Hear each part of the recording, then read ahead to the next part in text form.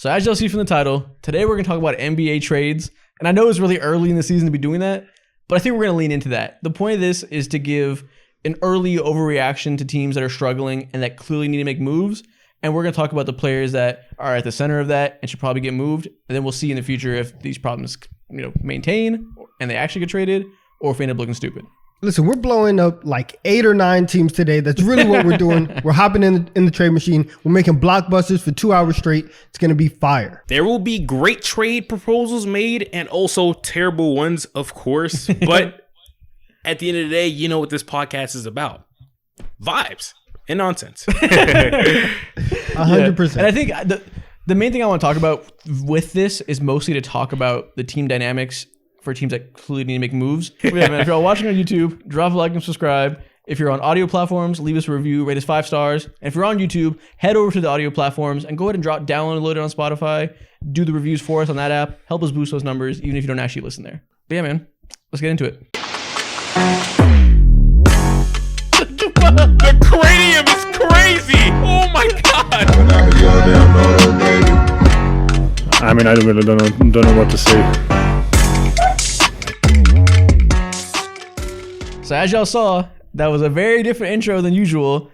And we did that because yesterday, or I guess 2 days ago when this is finally dropping, we announced on Twitter that we're officially partnering with House of Highlights to be a show under their umbrella. And yeah, man, it's a whole new era for the show. And I saw some people in the comments were like, what does this mean for the show? Nothing's going to change. All it means is more content, more opportunities, a bigger, microphone on the show to bring it to more people. It's going to be great. Exactly. You're going to be seeing way more of us, and there's going to be a lot more content, just up-leveled, everything high level, and we're going to be doing our thing as usual, Crown Eaters. Yep. Making it phase 2 for the Crown Eaters. Give them more of what they need. Facts. Yeah. The whole first year has been very bare bones, has been just us just getting it out of the mud, figuring out free time to make everything happen. So just expect double down of everything you like about the show, more opportunities for that. And yeah, just like most said, you're going to see more from us going forward. And when he says getting it out the mud, we mean quite literally getting it out the mud. Recording up to 2, 3 a.m., sending footage 3, 4, 5, 6 a.m., bro. Shit was crazy, but now we're here and we're going to go crazy. Look, Isaac was saying, like, we're going to get out the mud and like everything is going to stay the same. But like along the way, I think everybody is like acknowledged every kind of like level up that we've done, whether it be like, oh, like the cameras are different, the audio is different now. Like if you go back and you look at one of our shorts from like last year in July, it looks and feels completely different than like what it is now. But I think that like our chemistry and our synergy has just gotten better. So that's really like all that it is. Like production level is going to get better. Like the opportunities where you guys see us is going to be different, but like we and us 3 are going to be the exact same. And it's just going to be good vibes moving forward. 100%. Like you said, we've been improving little by little. That improvement is just going to skyrocket. The same trajectory we've been on, it's just going to be amplified. Yeah, and look, this couldn't have happened without all of our crayon eaters. So thank y'all. We appreciate Round y'all. of applause. Exactly, we appreciate y'all for watching, commenting, rocking with us as much as you guys do. So shout out to y'all. Yep, shout out to the crayon eaters. Because we got to start every episode with that. Yeah.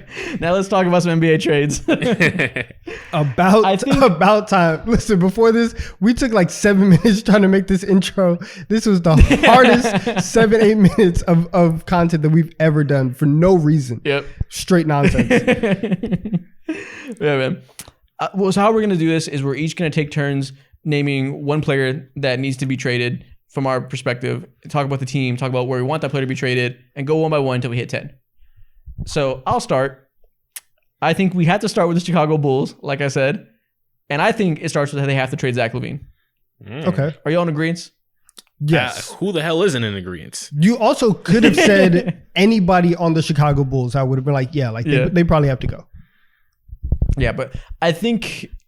So let's take a step back. What's wrong with Chicago Bulls from y'all's perspective? They're obviously not good. They're mid. We've all been thinking that. Why is that this year? Well... Vibes are extremely low, right? Players only meeting on night 1. That's crazy. So there's that. But then you also have like the structure of your team in these 2 perimeter guards, or I guess forwards, whatever, wings, And like LaVine is good, but he's not top 10. Derozan is past his prime. He's still good, but he's not at that level. And so you just don't have enough talent to get you to where you want to be. And they're paying all this money to be in NBA purgatory, to be mid of mid. And that's just not where you want to be. Like if you're not a championship contender, it's honestly better to be kind of at the bottom, maybe have some hope, start in a new direction. Than to be in the middle and just be like bleh for years. Yeah. And that's exactly what they've been. And you mentioned LaVine and DeRozan being, just not good enough of a combo as your top two players. They don't have enough juice to really compete. But the real nail in the coffin, I think looking back, we all agree, is when they traded for Vucevic and kind of doubled down on that core and said, this is our big three of very low-level all-stars. And Vuce himself isn't even really all-star level anymore. So it's really the combination of those three being your key guys, none of which are good at defense, none of which are particularly good passers. All kind of just want to be in the same areas of the court. It's just all around doesn't make sense. And I think everybody agrees on that. But for 27 games, when Lonzo Ball was healthy, they were number one in the East. And listen, but now that Lonzo's Ball, wow, can't even talk. Now that Lonzo's knees, Lonzo's Ball. I know that's wild. Where is your that's mind, wild. man? My bad. He has a hard name. Okay, if we're trying to say plural. What? He really doesn't. Things can get mixed up. It's Ball. Things can get mixed up. You're the only person in history who said that. Listen. I tried to say Lonzo Balls, as in the possessive apostrophe S, and it came off as the plural ball S. Okay, that's what I'm saying. It can get confusing. So anyways, Lonzo's knees. Never heard somebody explain a pause this much. Lonzo's knees went haywire. Right. And they're cooked at this point, and it's like extremely tragic. And so like the main connector that they had, who can do a lot of the defense, a lot of the passing that their stars couldn't, he's no longer there. So like we've never been able to see the full potential of this core. And if he's not coming back at whatever level that he was at, which he's obviously not gonna, then you kind of have to move on. Yeah, man. Okay. So Mo, where do you want to see LaVine if he's to get traded? Where do I want to see LaVine if he wants to get traded? Well, first and foremost, I will say that my first trade package, I'm glad we're all aligned, does involve the Chicago Bulls and Zach LaVine, and I believe that he should be traded to the initial team 5 years ago, I believe, that initially offered him a contract, which was the Sacramento Kings. Now. Oh, okay. That's interesting. The Sacramento Kings, they do not have anything uber enticing, of course, because, you know what I'm saying, they don't have any all-star pieces or young players who you're looking your chops at or by any means or whatever who would fit on that team. So this move would be just them pleasing Zach LaVine. And if this trade was to happen in I could envision a package of something like Kevin Huerter, whose role has not been as impactful so far this season, and we saw the impact last season in the playoffs specifically start to deteriorate a little bit because Malik Monk is just a ridiculous role player, 6-man type of guy. And so I envision a trade package of Kevin Huerter, Harrison Barnes for probably contract reasons, he's making a bag, and whatever pick that they want. I think that's another thing that's underrated about the Sacramento Kings. They have a lot of picks and they own all their shit for the next few years. And so if I'm the Chicago Bulls and they go ahead, if Zach LaVine specifically requests a trade because it's not happening unless Zach asks out or DeMar asks out or anybody asks out, I'm actually taking a second and I'm listening. And I think the Chicago Bulls should hoard any type of assets that they can so they can just build this hub of real men and trash. If I'm the Sacramento Kings, want to do that? With my beliefs about the Sacramento Kings, this is something that they should do because they haven't upgraded their talent compared to every other team in the Western Conference. And on court, the fit is damn near beautiful to me with Zach LaVine and also De'Aaron Fox whenever he gets healthy in a couple of weeks. So this is something that I would do if I was that's such a... I mean, what do you think, Donovan? You go first. It's a very like double down kind of move.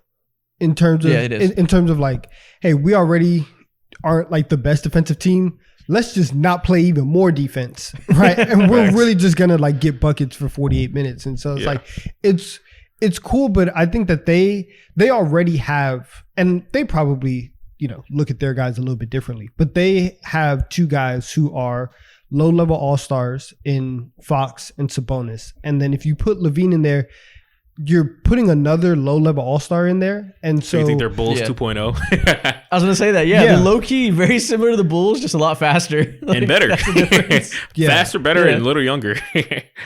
Yeah. Sabonis is a quicker Vucevic that can pass. De'Aaron Fox is, a slasher like DeRozan, just way faster, younger in his prime. Like, that's not a totally different team. Keegan Murray supercharged Patrick Williams. Supercharged Patrick Williams is hilarious.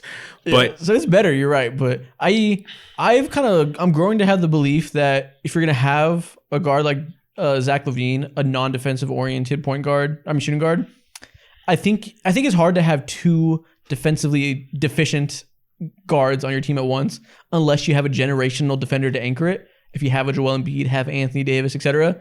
If you don't, and you just have like regular defensive talent outside of that, I think it's really hard to have two guards, neither of which are above average defenders.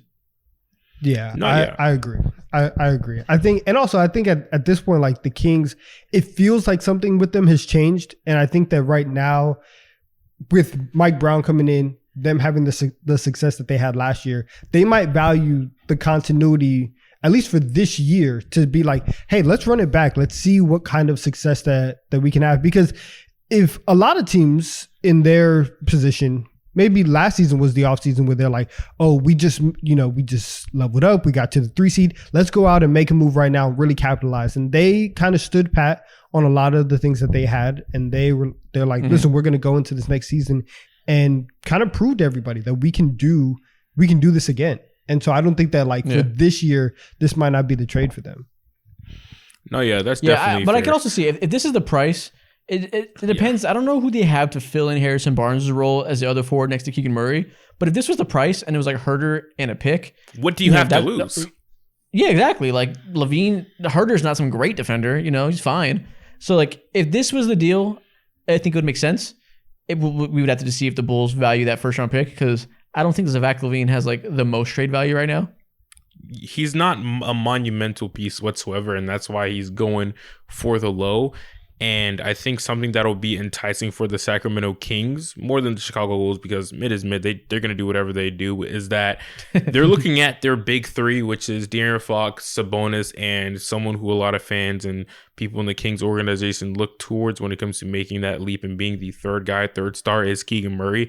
And he's been playing so, you know what I'm saying? And I think him being the fourth guy on most nights is truly probably his best position in the NBA. And I think if there's a chance, if he's still playing 30 games into the season, 25 games into the season, and Zach LaVine's name is floated out, this should be a trade that they just go ahead and let fly, because that first round pick that they're getting in 2025 or 2026 is not going to be anything that changes the trajectory of their organization whatsoever. So if you just get a better version of Kevin Huerter, which is Zach LaVine, how badly can you lose? Now, something I will say is losing that depth and one of the best defenders on their entire roster, and Harrison Barnes, does hurt, and he is actually playing well. But Harrison Barnes is Harrison Barnes. So how far can he really take you? Yeah, I think they would entertain this. I tend to think that they'd probably want to give at least one more season to this core and see what happens. But I think this, if they fail again in the playoffs, I could see them entertaining this next summer. Yeah. The team that I most want Zach LaVine to go to is the Detroit Pistons. I don't know if y'all have thought about this at all, but they have Cade Cunningham, a very strong defender at point guard, big guard. They have Asar Thompson. Looks like he might be a generational defender at the 3. They have Jalen Duren at the 4. Looks like he might be a pretty fucking great rim protector at the 5. At the 4, I think when they're healthy, they're going to start Bojan. The 2, they start motherfucking Killian Hayes, the worst scorer in the NBA. And they do that for defensive reasons. And because of that, they've kind of cast Jaden Ivey to the side. And Monty Williams, he shows that's the young guy he doesn't fuck with this year. I think if they were to trade Jaden Ivey and give him a new team that will actually let him flourish and be the starting point guard for a team, and brought in Zach LaVine and let him play next to 2 6'8" wings that can be the 1 and 2 options defensively, I think that is kind of the perfect fit for him, especially because I'm not sure if Cade is going to have the long-term scoring punch that we kind of thought he might have coming into the league, if he's not going to quite be that level of scorer, Zach LaVine might be the perfect complement for him. You know, I like that trade a lot. It makes sense because they're just saying completely fuck you to Jaden Ivey, or at least for this moment. And so someone like Zach LaVine, who is still one of the most explosive scorers in the NBA, although this season may not show that actually so far.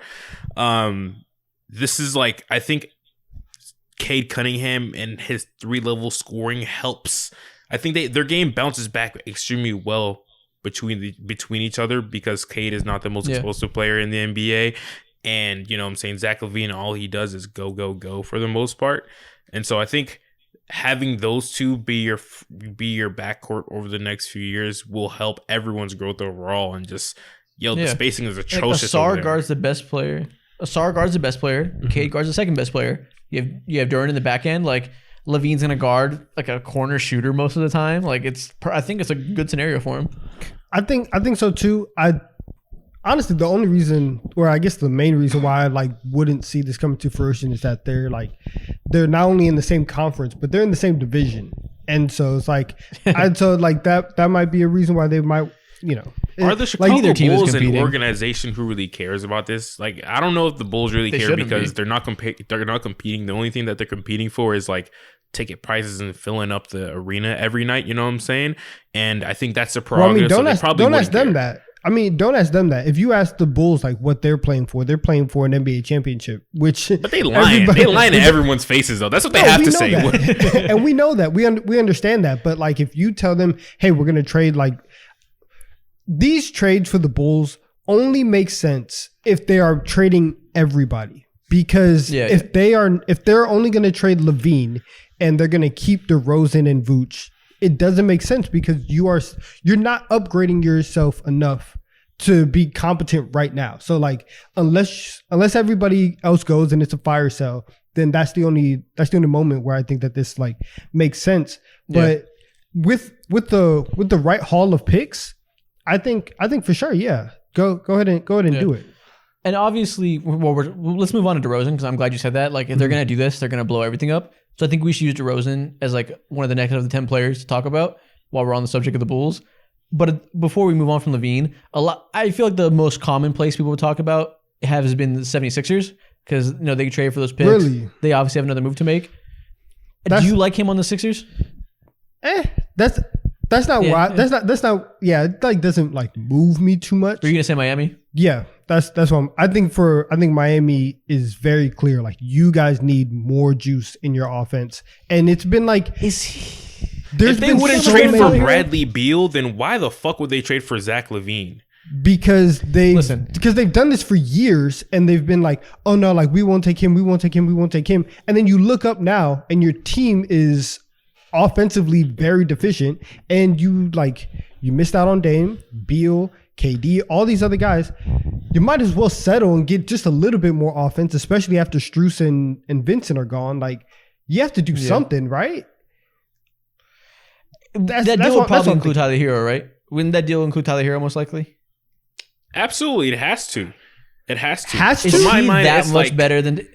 Is he that much better than Tyler Hero? Bro, is that swap going to make them meaningfully that much better? Tyler Hero hooping to start the year right now is averaging 25 points per game. He's shooting 44%. Let's say 45% from the field to prop up my propaganda. You know what I'm saying? And he's shooting 41% from the 3-point line. Zach LaVine's averaging 21 and his efficiency has been struggling before, so whatever.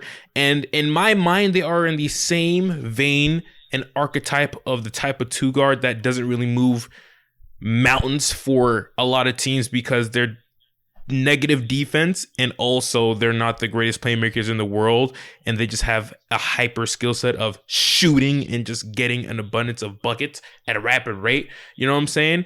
And with that play style, you have to have specific type of guards and defense around you and all that. And I just don't think that's anything that you build around. Zach LaVine is not someone that any organization should want to build around whatsoever because he's not going to lead you to anything but, you know what I'm saying, mid. You know what I'm saying? So it's I just don't think that's the right move. Yeah, it's he's better than Hero still. Zach LaVine's numbers are worse because he's in a fucking awful situation playing with that Bulls team that we clearly outlined why they're not working. if he was in Tyler Hero's shoes, he'd have better numbers too. But I don't know if it's like that much better impact that it's worth giving up assets or that being your all-in move. I think they have to make a move though. I agree, but is it him? I mean, what else is out there? And that's the big thing is that you've already waited so long that now you are in the like consolation bracket, and so Zach LaVine is at the top. He's the prize of the consolation bracket, right? He's at the top of that list, and so he would be one. There's a Joel Embiid looming this next offseason potentially, so maybe they're waiting for that. Oof, man. I don't want to hear waiting. Let's save that for episode 89, man. But I remember we spent a lot of time on Zach LaVine. We should move on to another player. Yeah, no. We got 9 more players to go through. We got to move fast. We're gonna take a quick break from the pod to tell you guys about our newest partner, Sleeper. And look, I'm having so much fun watching all these games in the first couple weeks of the NBA season. And when I want to take that fun to the next level, I go play daily fantasy on Sleeper. And that's because it's super easy to use. I can play on the app or I can play on the desktop, and all I have to do is hit higher or lower on my favorite player stats for the night. I can make small entries with just 2 to 3 players, or if I'm really getting crazy, I can make big entries with up to 8 players. Everybody's always talking about how much they know ball, how they know exactly what's going to happen. And if you really want to put that to the test, you can sign up today using promo code DEEP3, and Sleeper will match your first deposit up to $100. Sleeper is available to download and play in 25 states across the country, and you 100% should read the terms and conditions before you play, and you should make sure to play responsibly and not do too much. But if you want to play alongside us and put your ball knowledge to the test, sign up today using promo code DEEP3 and have that first deposit doubled up to $100. Do you want to talk about DeMar DeRozan for a second or not?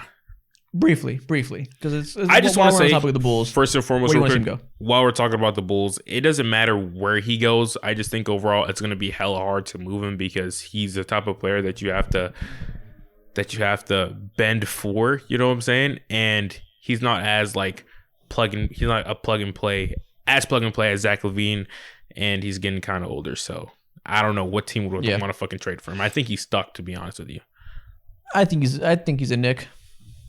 I think he's a Knick because if this were to happen, they blow it up. I think they could probably dump Julius Randle, not to the Bulls, but in a 3-team trade, whoever wants Randle. And that's the only way it makes sense, I think. I think if you can get rid of Randle, I think LaVine's on a shorter term contract. I think we should pull that up. Maybe I'm talking my ass, but if you can get off the Randle experience that's clearly not working, and then you bring DeMar in there for a short term, however long, I think he has 2 years left on his contract, and kind of like keep a similar configuration with Brunson and then a non-shooter next to him that's like good, but not quite good enough. Maybe that's appealing to them to mix it up. I'm glad you brought up Julius Randle. I'm glad you brought him up because for the Bulls talk, I hope we can end this here because we have talked about the Bulls for a lot. Okay, let's move on. Is Julius Randle your first player? He's number one, and the team that I have for him is anywhere but New York. I'm done. Get him Put a for sale sign on his ass. Damn. Get him Please, out. must go now. Get him out. I've said since the day he's been here. Listen, I love the Knicks. I root for everybody. His love is conditional. If he is stinking it up, I do not want him on my team. Right? You have to produce at a high level for me to really want you there. The effort that he has given this season has been terrible. What we saw in the I think it was in the play-in. It was either in the play-in tournament or just in like a random game. I think it was in a random game where he waved off Brunson after he had the clutch shot miss. I was done with that. He's shooting. Wait. Can we scroll up just a little bit to see his stats? Nikhil pulled him up. He is shooting. What is this? 29% from the field, 25% from 3, and he's shooting 67% from the free throw line. Come on. Yeah, he's not been great. I'm done. This is odd year Julius Randle, man. What did you expect? Come on now. Y'all tell me I'm blinded by his poor stats. I don't even know where he would fit. I just want him gone. Where should he go? Whatever team will take him in the salary dump at this moment, because there's no leverage. He's playing like shit. I can't name a single team that would make sense in terms of like they actually actively want him on their team. They're like, Mo, do you have any ideas? There's literally no teams right now that make sense. The only team If you were to ask me this 4 months ago, I'll be like, oh yeah, I got a team, the Utah Jazz. But guess what, Donovan? My team traded my garbage ass for before your team did. So you're out of luck, buddy. Sorry, man. You know what that means? He is a Washington Wizard and a salary dump. That's the only team that makes sense, bro. The Washington Wizards, hey man, they're a free lick right now. Any player that you don't like who's probably getting overpaid, go ahead and send them over there. Washington will take care of them. Can we get the league expansion now? Can we get the league expansion out? Can we get them to Vegas? Can we get them to Vegas? Can we get them to Seattle? Can we do that? Because this is not working, and it's frustrating. See, the problem is they can't salary dump him. Yeah. Because if they were to do that, they would suck ass and be wasting Jalen Brunson. The only way they do that is if it's in the offseason and they're making a play for salary cap space and they're going to try to go after people in free agency. They're going to throw max at Siakam and max at OG, whoever is going to be there. But in terms of like in-season, like looming moves, they're kind of stuck with them because nobody wants them. If you dump him for nothing, listen, you don't have Obi Toppin to slide in there anymore. If you thought maybe he'd be the answer, who's the clear replacement there? Yeah, there's not. There's only they don't have a Jalen Johnson looming, waiting to get more minutes. It's only if Embiid tomorrow was like, I want out, and then you're like, okay, well, like you guys can have Randle, like he'll be fine for you, maybe. Like that's the only reason. The Sixers wouldn't want his ass. No. I mean, if Embiid is asking for a trade tomorrow, and obviously that's a crazy hypothetical considering that they're like playing well. It's not happening. Exactly. So like. Crazy stuff would have to happen for him to actually be moved. But we're just talking about people who need to be moved.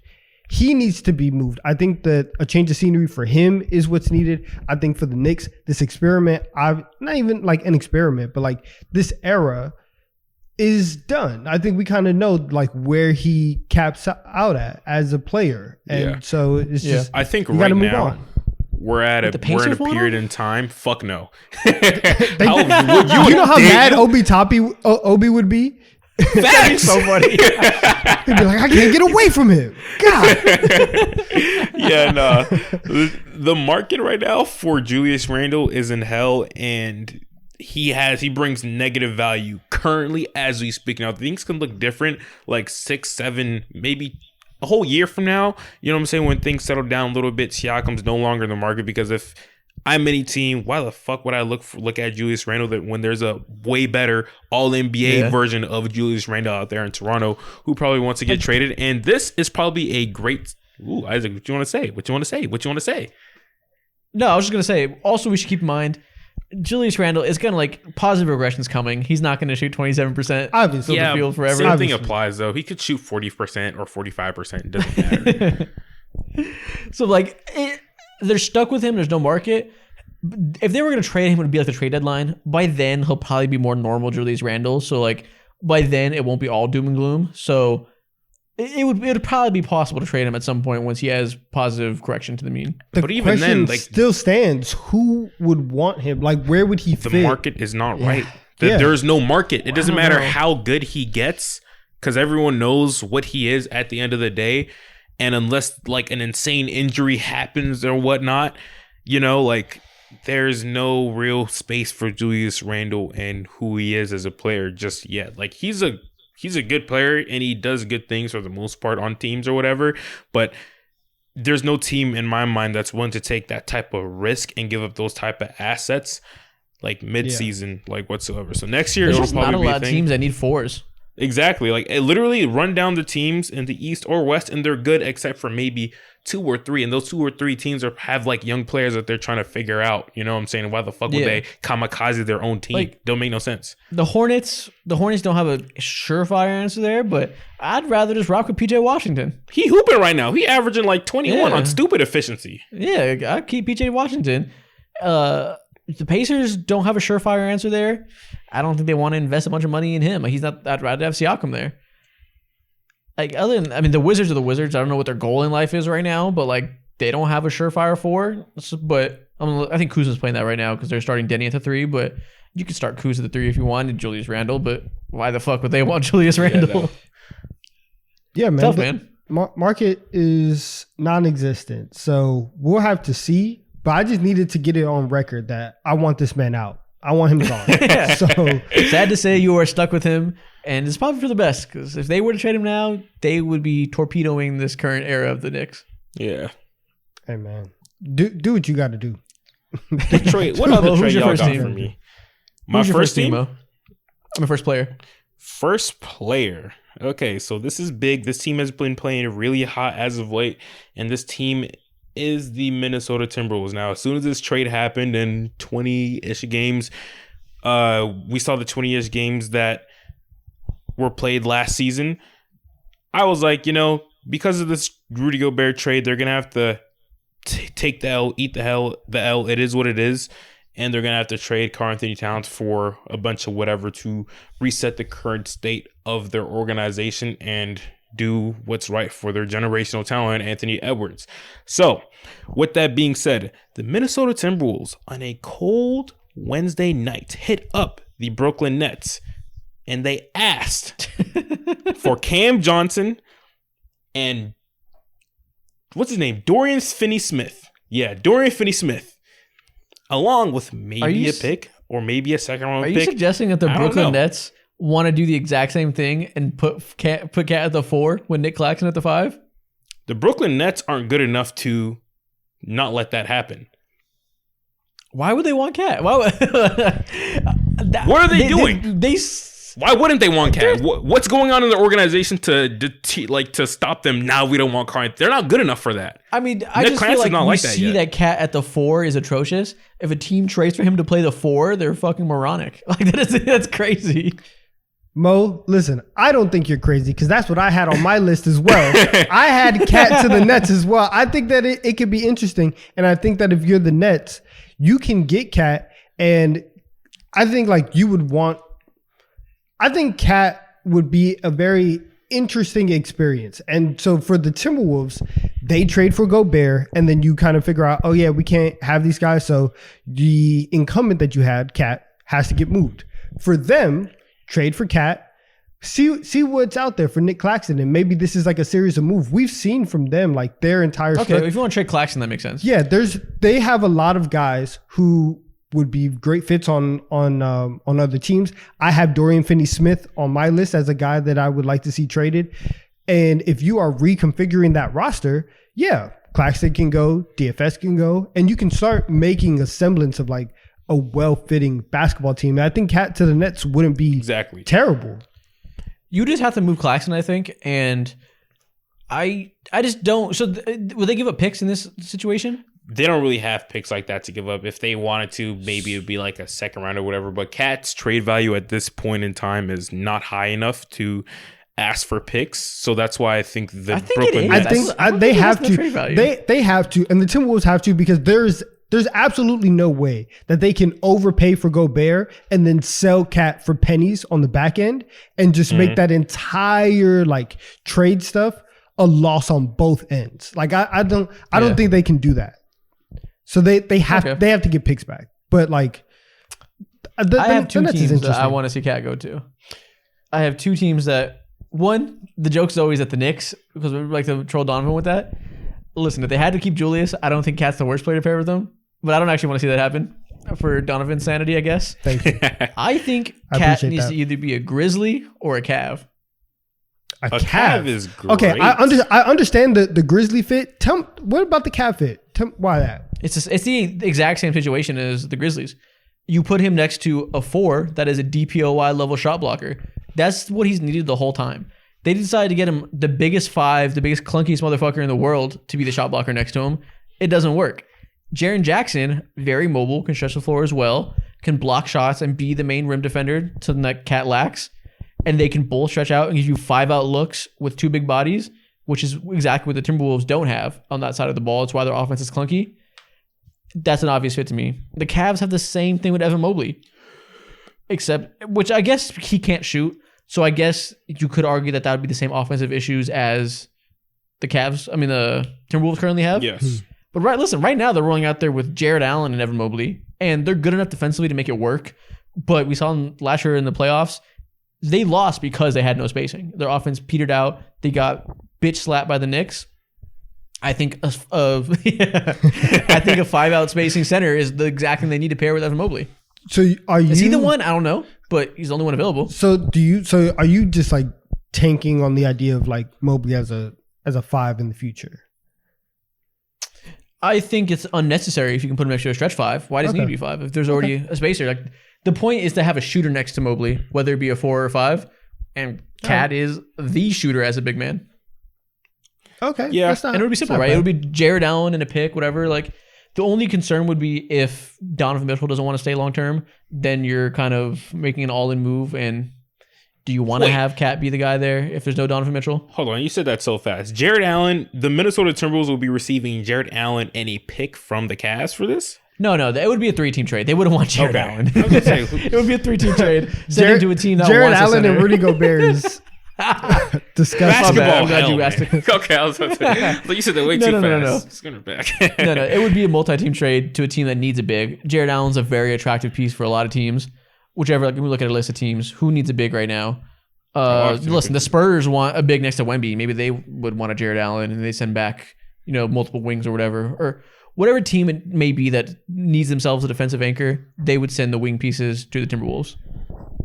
Okay. No, that yeah. makes sense. I like this move. For the Memphis Grizzlies, it makes sense. The only gripe in my head that I can't get past by is like, yo, look, they're in the same conference, and I genuinely don't know if Anthony Edwards, I don't know if he would pass off this trade. And the Minnesota Timberwolves look like they should know that they're in serious business right now, and helping the opposition and strengthening their odds is not good business whatsoever. So I like the idea of them doing something with the Cavs a little bit more.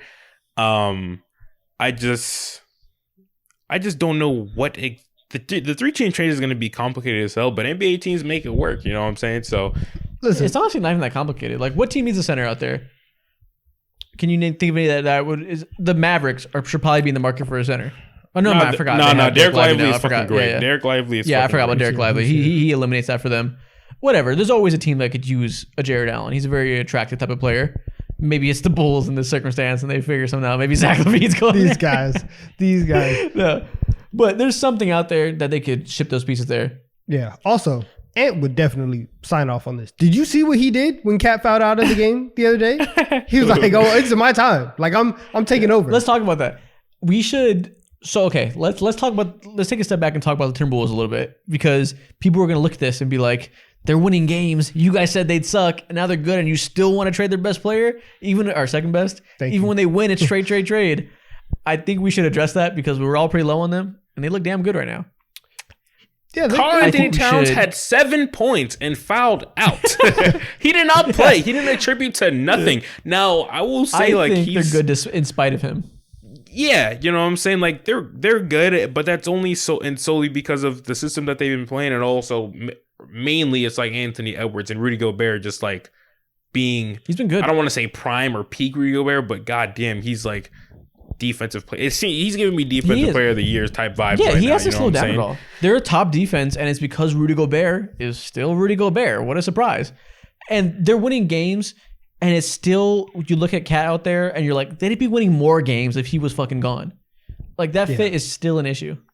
Yeah. And also like, and I've seen this a lot, and a lot of people have talked about it. The money issue for them moving forward is going to be like a real thing, right? With Gobert's salary, with McDaniel's contract that he just signed, Ant's contract. And then if you keep Cat, like they are easily going to be pushing, if not over, that second apron. And so that's going to like severely limit the things that they can do to build their team around as Anthony Edwards is entering into his prime. That's the last thing you want. You want to be able to have as much flexibility to bring in the pieces, to make the moves needed to do that. And so like, this is it would be it wouldn't be proactive because that would be like them, No, it is. That is proactive. That's exactly what it is. Well, I mean, it's a mistake that they put themselves in. So that's what I'm saying. Like, it wouldn't be proactive. It's already an issue. Yeah.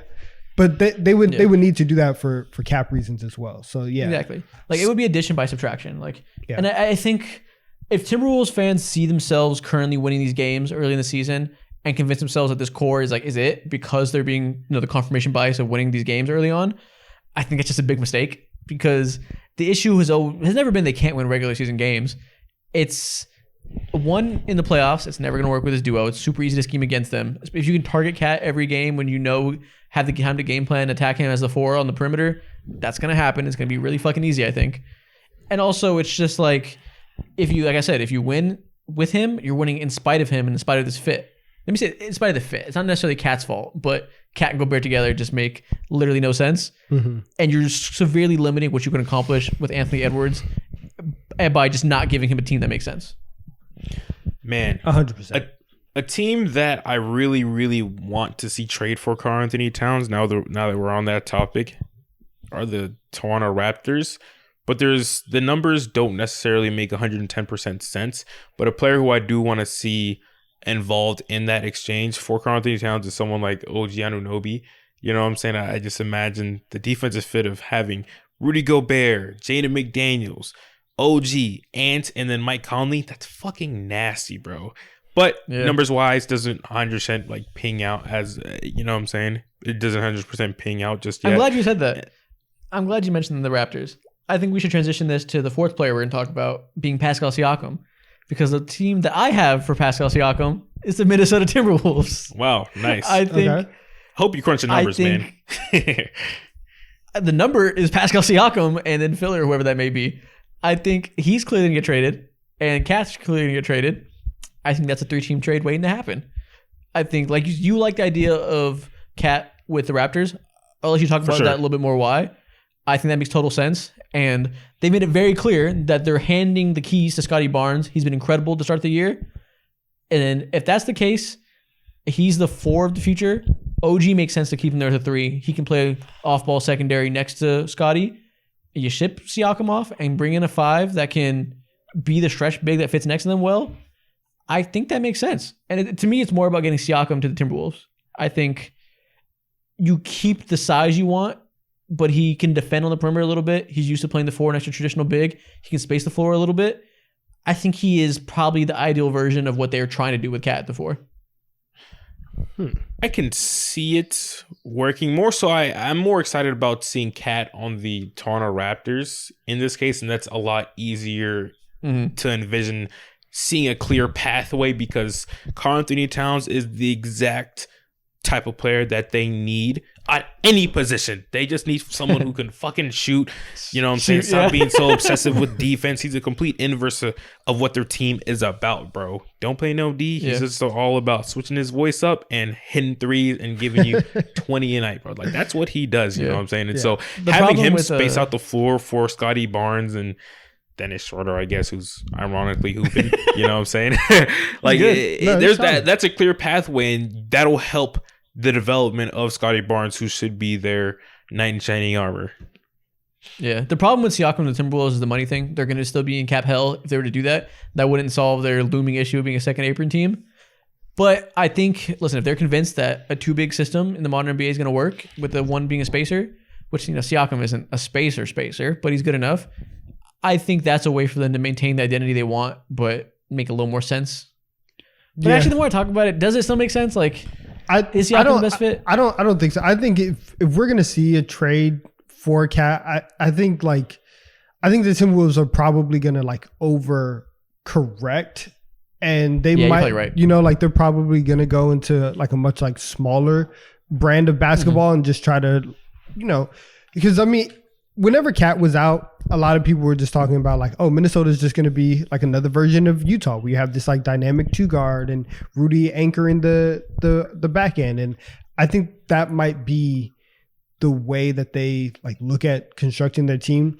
And listen, Ant's been crazy. He's really been crazy to start the season. Incredible. And he's taken the leap that we all thought he would. And so if he is taking that step offensively, I think building everything around him and just making sure that he has the most space possible to operate, get the least clunky person. And so even if like Siakam is good, there's still just a little bit of clunkiness. I think that this is the time where they say, no, we're going to try and make it everything as smooth as possible, you know, and go for fit over talent.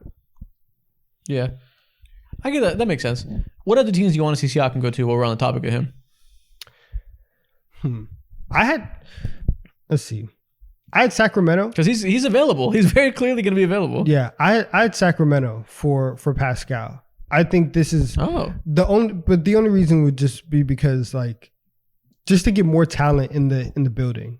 I think it's kind of along the same lines of like getting LaVine in there, and like you have 2 low-level all-stars. You can get a guy who's been all NBA, and I don't know. I don't love it.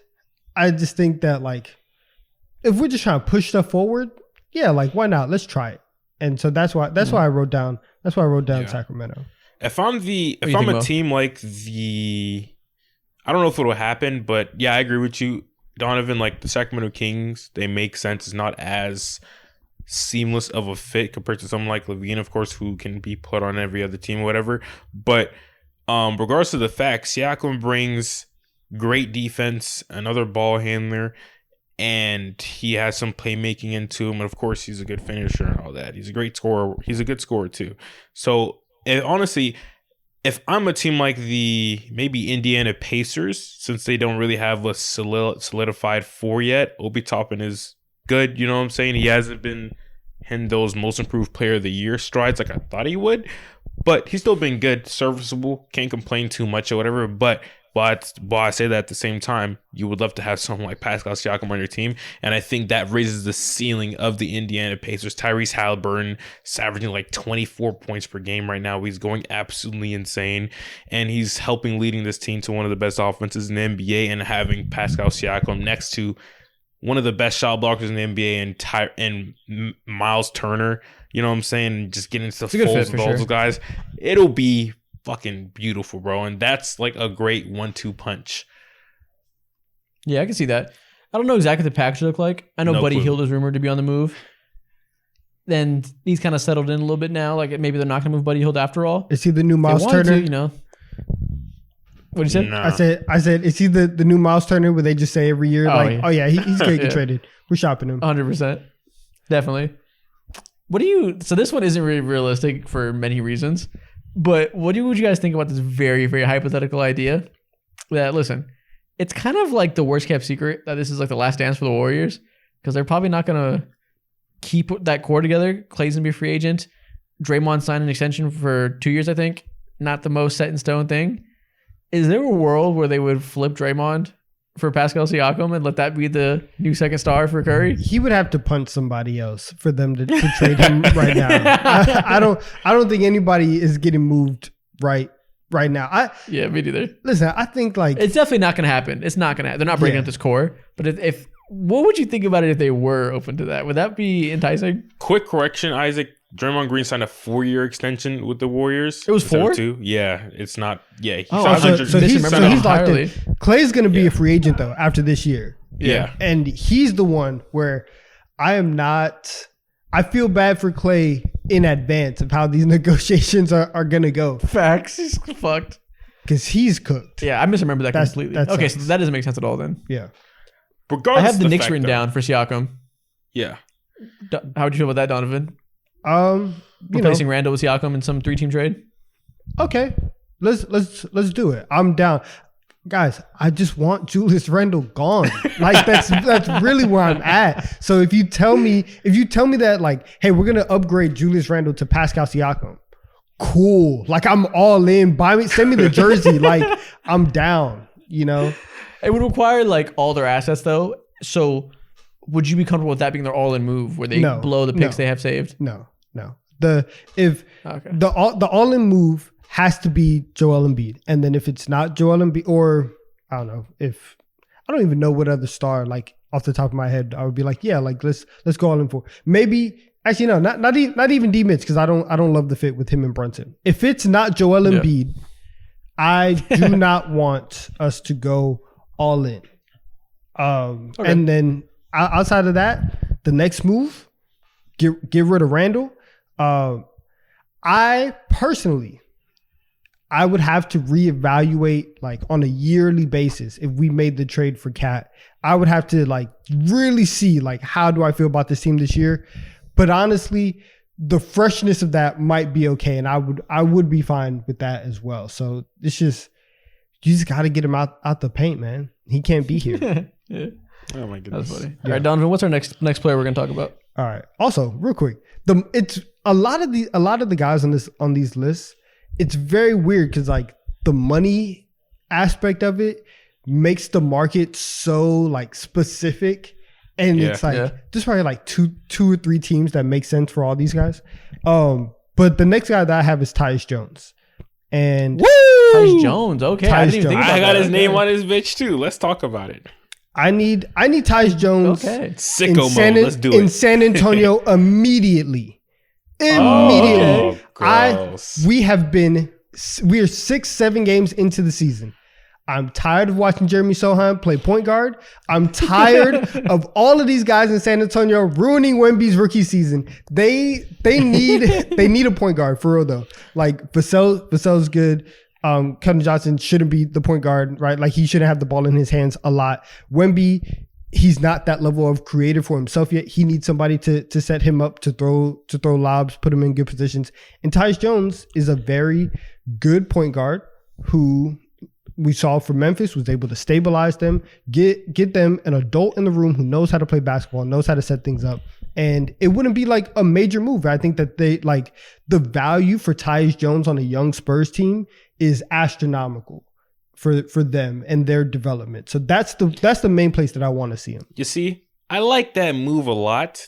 I like NBA brothers playing alongside of each other. Tyus Jones, Trey Jones, they got a good thing going on. You know what I'm saying? I didn't even think about that. Okay. The San Antonio Spurs, they see the vision. You want to get a lottery pick this year. There's a specific prospect over there playing in California by the name of Isaiah Collier. Not going to get into it too much because it's fucking November.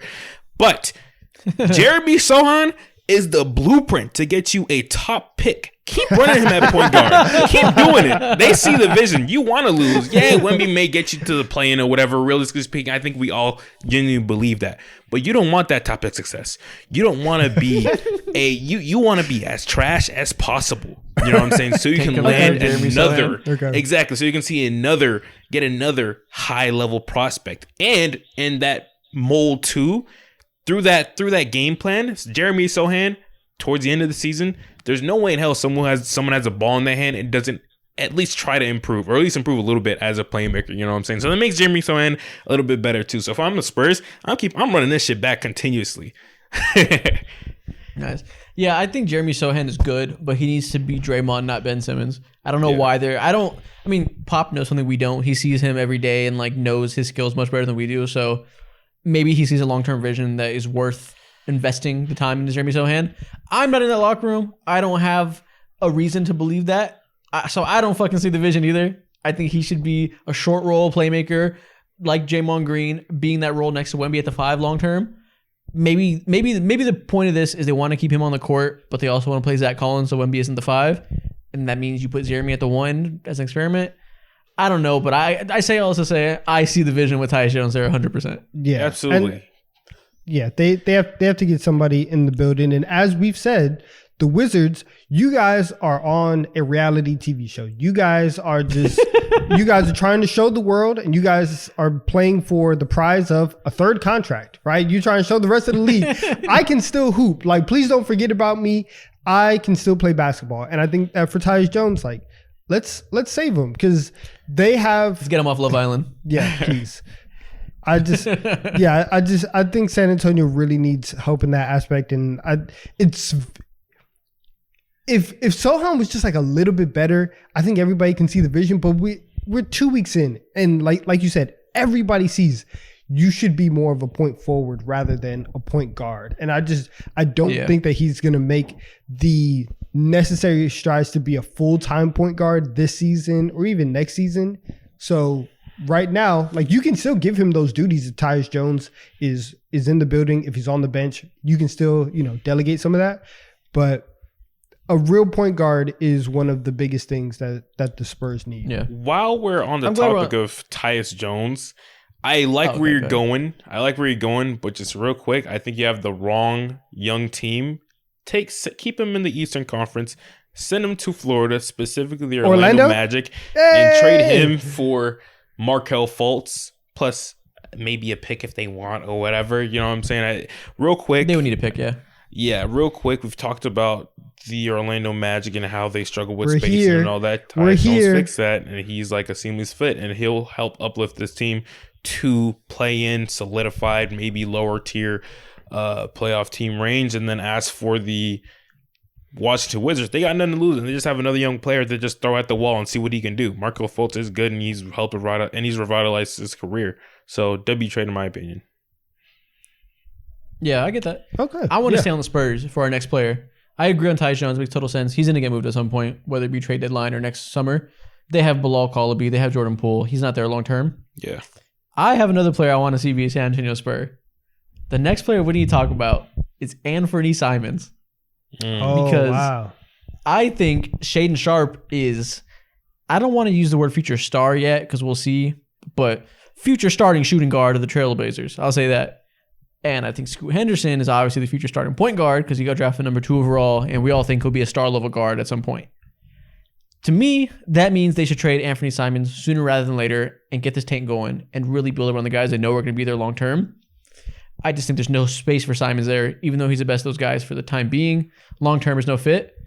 I cannot think of a better guard that I want to see freed as a point guard next to Victor Wembanyama than Anfernee Simons. He's been shackled by being a shooting guard for his whole career next to Dame. Let this man be a point guard and let him cook. He is so dynamic. I think he'd be perfect. Okay. I am in love with that fit. Okay. I remember a couple podcasts ago. Well, it was actually during the summer. I went on like a 2-second rant about Portland Trailblazers fan crowning Shaedon Sharpe as the second coming of Jesus Christ. I'm like, fucking relax. Anfernee Simons is right in front of your face. My bad. Never mind. Shaedon Sharpe, I was not familiar with your game. You deserve that. You know what I I'm gotta saying? say, we've been wrong a lot about a lot of young players in the offseason. We've done a lot of talking. We've been wrong a lot. Listen, You've there been was wrong nothing a to lot. talk about. There was nothing to talk Not about. our finest summer. Not our finest summer predictions. I'll say that. But the only issue that I have with that potential trade happening has nothing to do with on the court whatsoever. It's just more so like track record based off of these organizations, and the San Antonio Spurs aren't an organization to make huge trades like that at all. The last time they did that over the last 10, 15 years is Kawhi Leonard, you know what I'm saying? But if they were to be in serious business, this would be the trade to do so. But if they did that, they would have to give up, you know what I'm saying, some future picks. And I don't know if I'm comfortable with that. I don't know what young player I'm comfortable with giving up other than, I don't know, Sohan or something like that. They got 3 first-round picks from the Hawks. I think, how many do they have left that haven't been used yet? Don't ask me. Why would you ask me that? You want to make me cry? It must be. They must have at least 1, maybe 2 future first-round picks from the Hawks left. I think they have all 3, maybe. Is all 3? I don't remember the years that happened, but it's been a couple of years, so I assume 1 has been used already. Either way, they have a good amount of draft capital. I think is worth. Listen, does 2 first-round picks and salary filler get you Anfernee Simons? It should. Yeah, okay, so they have 25 and 2. Nikhil pulled it up. They used a 2023 first-round pick already, but they have 2025 and 2027 that have they got from the Hawks. Do those 2 picks and salary filler get you Anfernee Simons? It should. I think if you can get 2 first-round picks for Simons, I think that's a win for the Blazers. Yeah, right? Like, I don't think the salary matters. Like, the Trailblazers are in such a rebuild that I think that's totally fine. Anfernee Simons hasn't made an all-star team yet, but I think we all see if it was to happen one day, he's like 23 or 24, I believe. He was drafted. Really? He's that young still? Damn. Yeah, he's young. He's not even 25 yet at all. He might be 23 or 24. What is 24? Yeah. Wow. Yeah. So yeah, He's good, man. He's so fucking good. He's one of the best shooters in the NBA, and I've been screaming that for a minute now. I think y'all remember when I went on my little random called him like a low tier potential all-star caliber face of franchise, whatever I said. No, you see the vision now. Yeah, like I wouldn't want to do it like if we had to give up like a premier young player. Like I don't want to give up any of their core, but just like salary filler and picks, like I think it makes total sense. I see where you're at, Isaac. I'm on the opposite side when it comes to cooking up a trade for these 2 teams.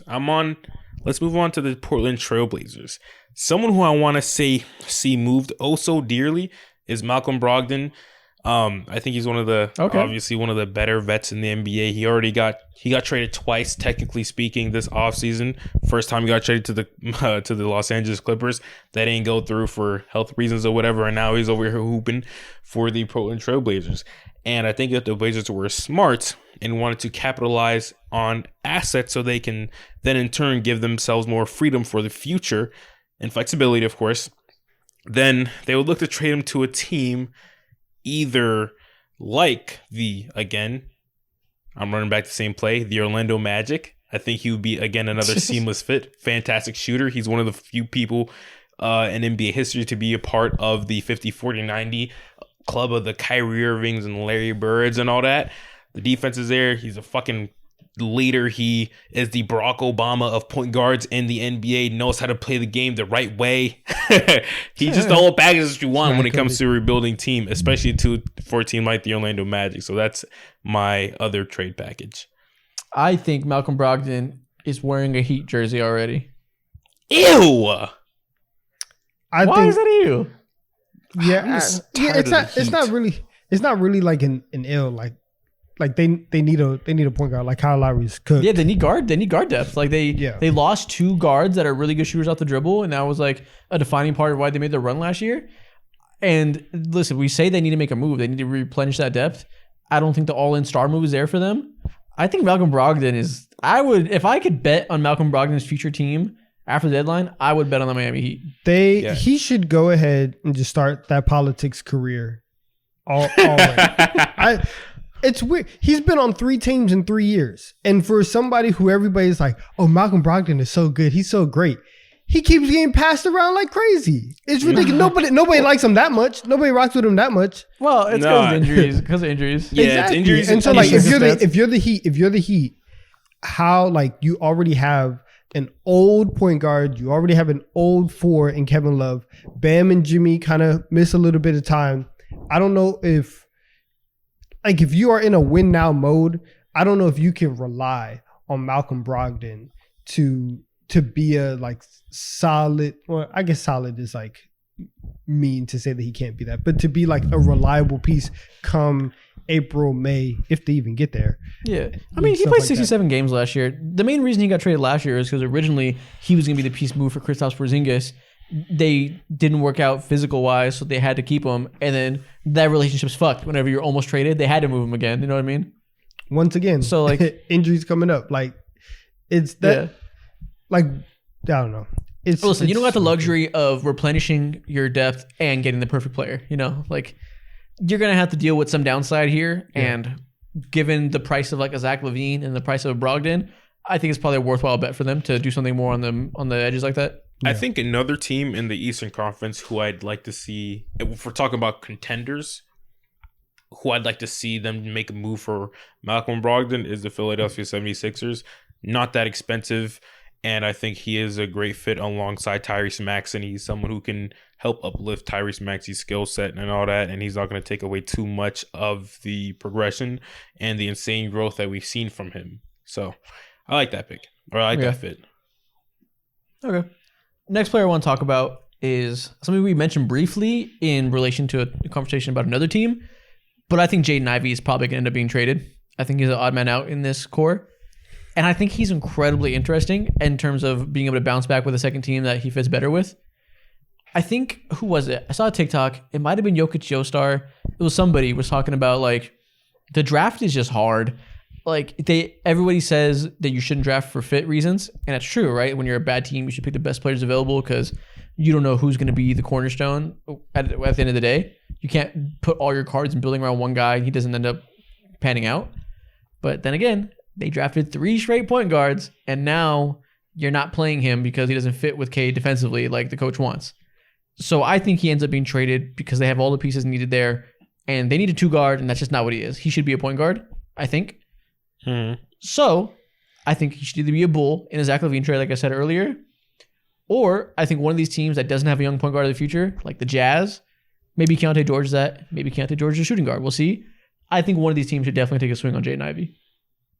Yeah, if he's available, go ahead and get him. You know, I think it's everybody thought that like, oh, Ivy falling to 5 in the draft was like a steal for Detroit. Yeah. And it's weird because you never see like the 5th pick in the draft be the steal of the draft. And so obviously like a lot of people around the league are extremely high.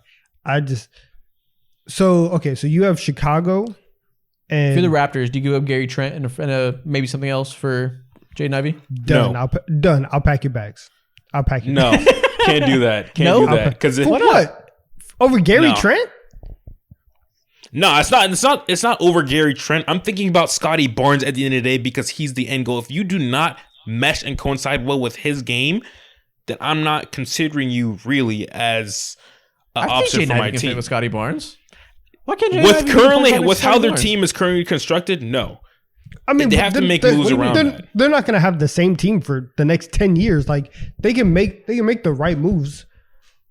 Why can't Jaden Ivey play with Scotty Barnes?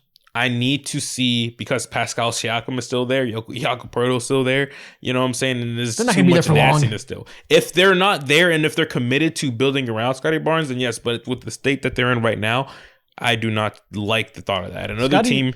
Listen, Jaden Ivey is shooting 40% from 3 right now. All offseason, it was talked about how his shot looks a lot better. He's shooting off the dribble really well. 40%, listen, it's not a huge volume because he's not playing a lot. Maybe that's not going to be wholly reliable. But I think he's very clearly improving as a 3-point shooter. And listen, he's going to be at least as good of a 3-point shooter as Dennis Schroeder. I can tell you that. Exactly. Listen, we talk so consistently about how the Raptors need to blow it up, how they are mid of mid, all of this stuff.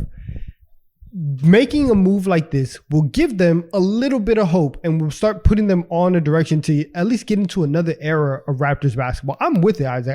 I like it. I think as soon as They don't have a young core. They have one young player. Exactly. How old is OG? It's like 27 or some shit. I don't know. He's getting up there. He got drafted in he's- 2016 or I something. want to say 26. Yeah.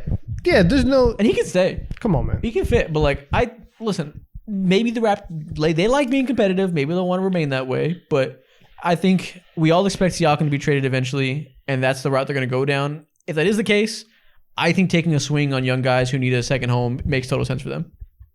They can be Raptors fans last gonna be mad chance because you. they hate when we say yeah. They can be last Raptors chance fans you. gonna be pissed because they hate when we disrespect them and pretend that they're not good or whatever. Like they need to be respected, but Yeah. should they even want that? Like I don't know. Listen, They just need to they enjoy have- that championship that they got blessed with in 2019. Exactly. Just let it ride. Like Exactly. you won. That's funny. All right, do y'all have any other players left you want to talk about? Okay. I want to talk about real quick Buddy Hield. Okay.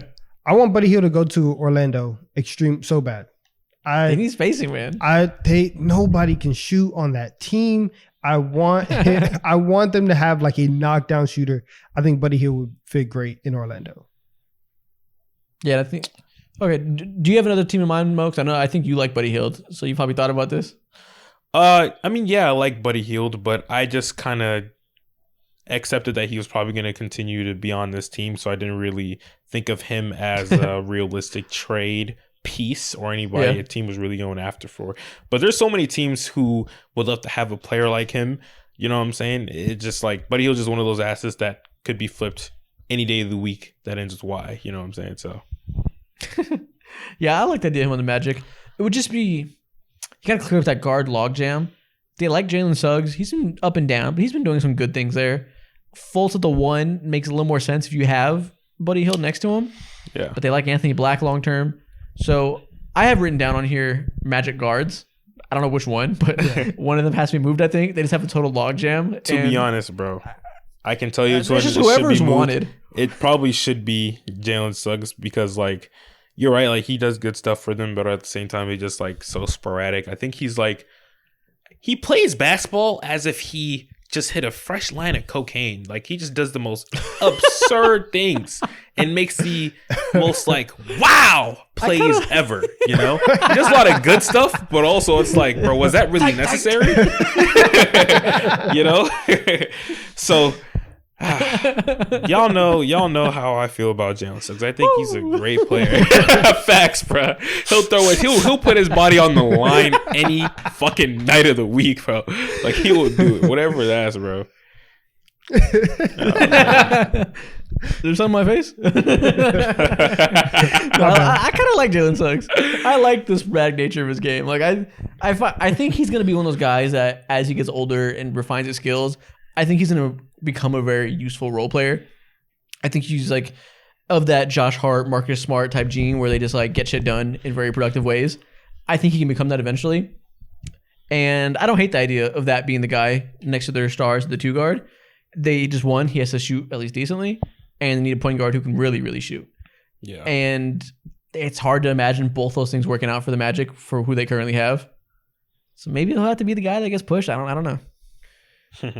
Yeah, they have to figure it out. They have to figure it out. Really, I think it's just gonna be whichever guard people have interest in. Because like, look, Cole Anthony has been their best guard this season as their 6th man. He's been nice as fuck, and they're just not starting their best guard at the moment because they're hoping this roster configuration can work out. But there's going to be interest in him if somebody has to be moved and they feel like he's the hot hand that can have value. There's going to be a team that comes knocking for Cole Anthony. Yeah. I mean, and they extended him for a reason. You know what I'm saying? He's nice, bro. He's been the best guard, in my opinion, over the last, since they started this entire new era or whatever. But 100%. But for some reason, I'm not a Orlando Magic fan or 110% tuned in. So if you're a Magic fan, if you're listening to the audio, whatever, let us know why exactly they aren't starting Cole Anthony, you know. But having him and extending him is smart regardless because he, in my opinion, holds the most value out of their guards because he's the best player and he's the most he can easily be input into any team. So just right there in turn just uplifts his value as a whole, you know. So yeah. All right, do you have any more players left, Mo? I have no players left, man. I went ahead and got off my Malcolm Brogdon talk and Orlando Magic talk, and so I'm straight. Tyus Jones talk, I'm lit. Yeah, are we at 10? That's everybody I want to talk about. 10? Something like that. I don't know. So, the title says 10. Are we live? If we didn't hit 10, I'm a known capper when it comes to thumbnails and titles. Every time I post a thumbnail, it's about something it makes a claim that I would never once said in the episode. So it's just what we do. All right, I'm gonna try not to lie. I'm gonna try not to lie here because I've one more name. Oh wait, we got 10. All right, I'm capping. Oh, we got word from the kill. We got 10. All right, that's it. No more names. Y'all got what you promised. So we did our job. Well, hit the transition. Amen. New era. So you know what that means? New TikTok time intro. Oh my god! Look, y'all hear that? Props. Look at the TikTok eaters. Look at the crown eaters right now. They coming out. I see you. It's time. Oh my god, he has props. She's doing ASMR for the crayon eaters.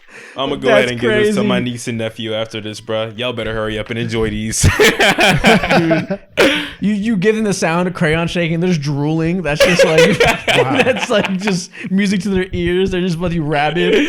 They put the Subway Surfers down. They're full attention. We need it. They power down.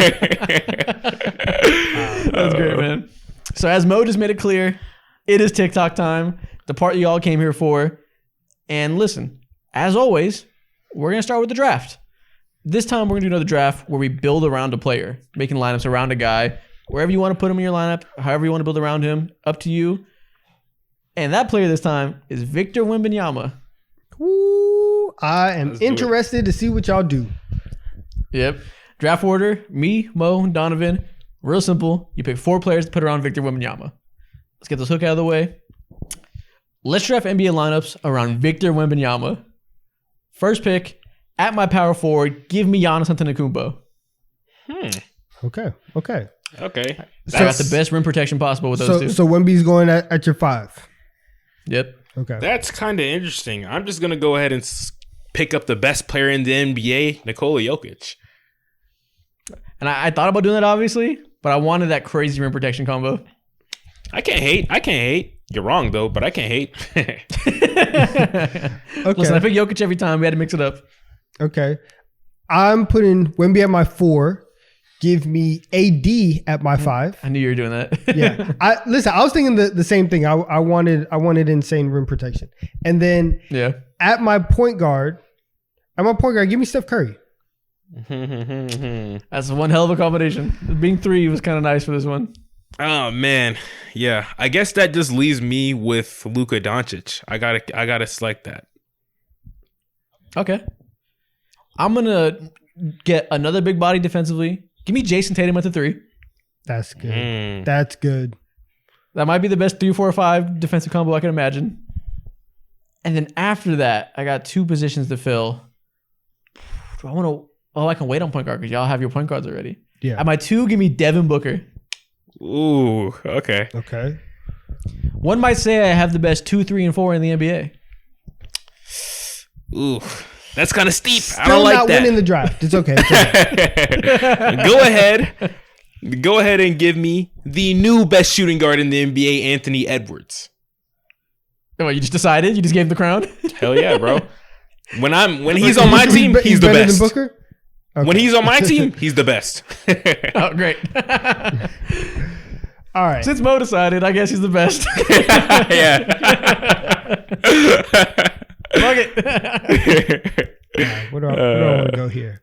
Okay, at my 3, listen, length is going to be crazy here. Give me Kevin Durant at my 3. Whoa. Crazy? Whoa. Was that necessary? Ain't no pause. Resume.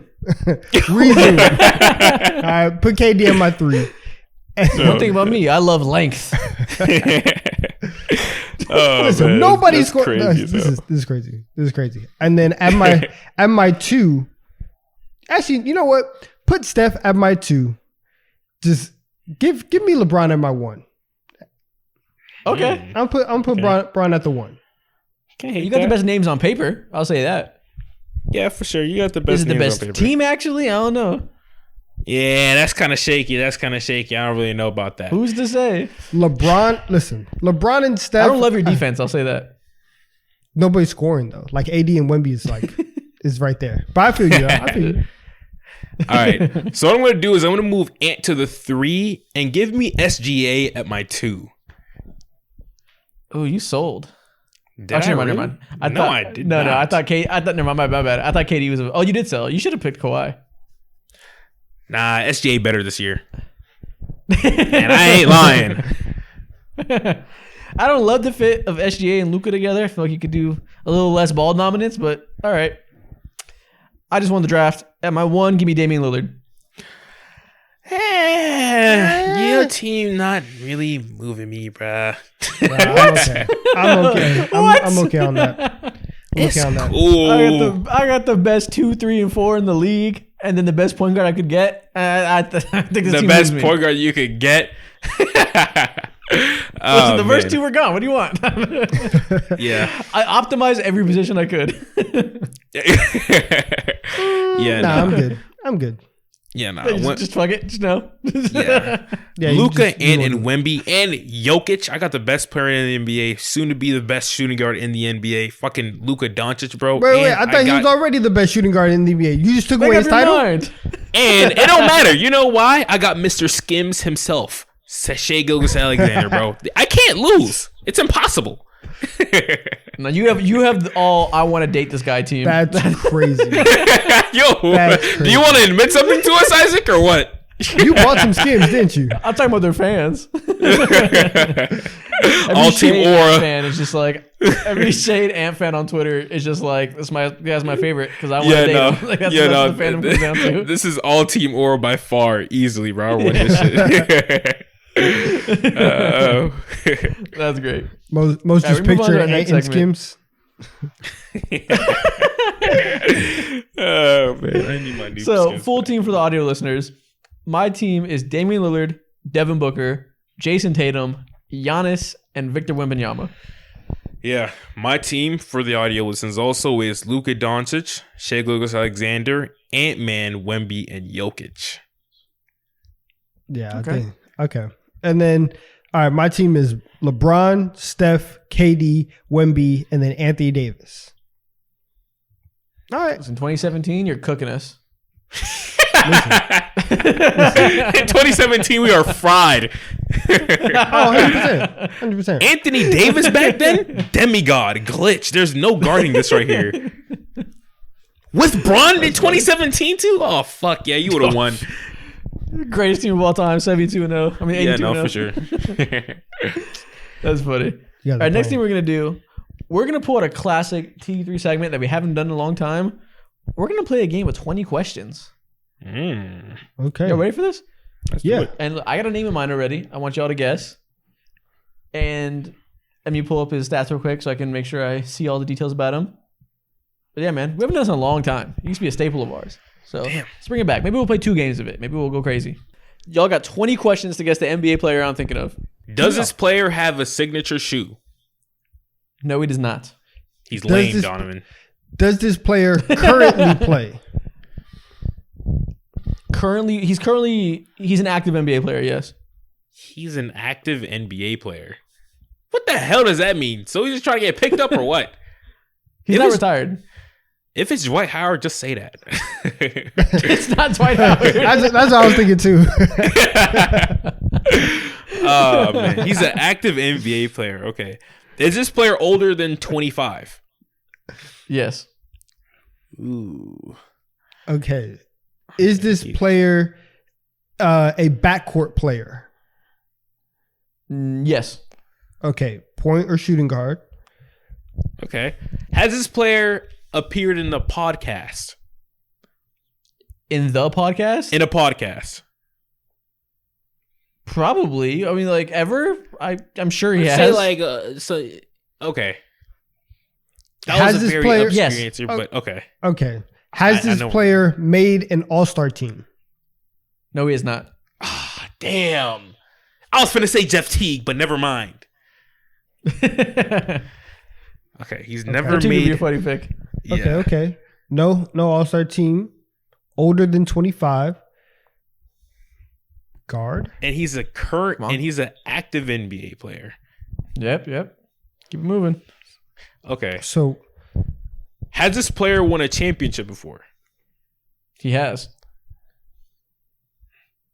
Okay. this is very confusing. Has this player played an NBA game this season? He has. Okay. He's played in NBA games this season. Okay, so he's on a team. From what I hear. Yeah. Okay, cool. Yeah, the way you answered that second question was real shady. I just had to sabotage us. I know. Exactly. I know. All right, so is he in the Eastern Conference? I cannot confirm nor deny. What? No, the answer is no. No, he is not.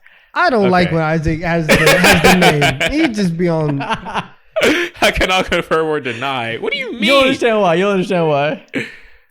Okay. Oh, no, he's currently not. Okay, cool. Is this player... Wait, it's Donovan. Real quick, is he a backcourt player? Did we already ask that question? Yes. So he is a backcourt player. Okay, cool. He's a backcourt player. Did we ask the All-Star team question? There we go. Yeah, appreciate it. Yes. You did. All right. Oh, man. So he's not an all. Okay. Was the championship that this player won it from 2015 or later? Yes. 2015 or later. Modern champion. Okay. Was this player a starter on his championship team? He was. Ooh. Okay. Donovan, I know exactly who we're going. I think I know who this is right now. Say it. Take us home at 12. Oh, man. Is this Danny Green? This is Mr. Mohawk himself, Danny Green. I knew it. The only 35-year-old with a mohawk in the entire world. There we go. Listen, you were like, is he in the Eastern Conference? He was for 2 games before they cut his ass. I don't know now. Now he's at the crib. I don't know. Yeah, the championship question got me. That was a good hit, Donovan. We're here. There we That's go. great. Listen, we've had a long off season from 20 questions. I've stepped up my game. I've been in the lab. You know what I'm saying? I've been working. We're trying to get this under 15 questions. That's crazy. I'm next thing we're gonna do. I'm playing 20 questions with AI. It's working. You've been shooting bots, but 20 questions. Oh my god, that's hilarious. Playing my career, grinding badges of 20 questions. All right, next thing we're gonna do. or reliable, a tier list. This time we're gonna do a tier list of NBA brother duos. We did this with father-son duos a while back, and it was pretty funny. So we're gonna rank some brothers. It's gonna be funny. What does this mean? So we're just ranking them off of vibes, off of how good they are. How good they are. Yeah, how good they are. Vibes are, of course, always important. Let's not let that slide, Donovan. Yeah, we gotta hold it to our wouldn't be a TD3 tier list without a little bit of vibes considerations. Okay, Yeah, exactly. But yeah, we'll get into this. Let's put these NBA brother duos into a tier list. First off, we got Steph and Seth Curry. S tier. Seth Curry is also one of the greater, I don't want to say greatest 3-point shooter of all time because that sounds weird, but he is also like he's one of the best 3-point shooters in the NBA, and he's Steph. What else can I say? Yeah. They gotta be S tiers. They're just standard. Yeah. Next up, we have Giannis and his brother Thanasis. Hey, You these can pick out guys. whichever one you want. Listen, I understand Giannis is where he's at. Thanasis is literally the worst player in the NBA and might be the worst player to come through the NBA in the last decade. It's a D tier or low. D tier? Damn, Giannis. Okay, it's the Have you seen Thanasis play basketball? Down? Yes, I have, and I ain't gonna lie. Damn it, Donovan, you may be right. He may be D tier. Damn. I think they should be C because they have the top pinnacle and the bottoms are Yes. right in the middle. It balances out. No. listen, he has other Thanasis brothers, is though. worse at basketball than Giannis is good at basketball. It's not even close. It's not close. But what about the other brothers, though? He has Alex Antetokounmpo, all right? And he's kind of okay, too. He's in the G League. And he's still better than Thanasis. I've seen enough. D tier for the Antetokounmpo boys. Oh, my gosh. Sorry, What about- Thanasis. Listen, shout out Marcus family Morris. Marcus Morris and Markeith. Now, this is a real, C tier. They're like, though. this is C any tier, brother's dream. but they're twins, and that's kind of cool. So B tier. And they played on the same team, bro. So, and they're actually, they both have respectable NBA careers and played important parts to a ton of random ass NBA teams. He was one of them were balling for your Knicks a couple years ago, Donovan. Averaging I know, that's 18, what had I'm saying. an out of body experience. It was incredible. Well, listen, I think they're both C tier. there was nobody else on that team, so it's completely fine. I think this is quintessential C tier, just both solid role players for a decade. That's what Yeah. you want as a C tier duo. Yeah, I love those brothers. All right, next one, the Thompson twins. Off of vibes alone, I think I have to go A. Oh my gosh. Vibes alone. They're the coolest duo here. I think Everybody loves them. Nobody has had a bad word to say about them.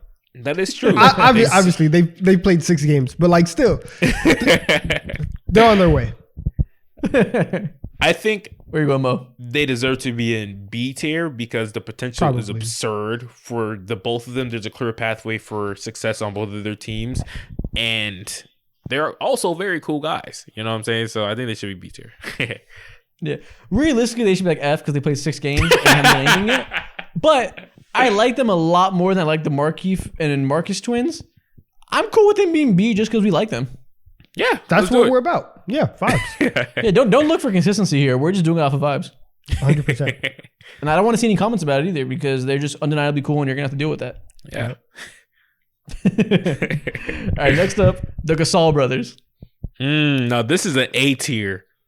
This might be. Could it be this, S no, actually? No, this is going to be S tier. This is going to be S tier. This is. Kill, that's the Lopez brothers.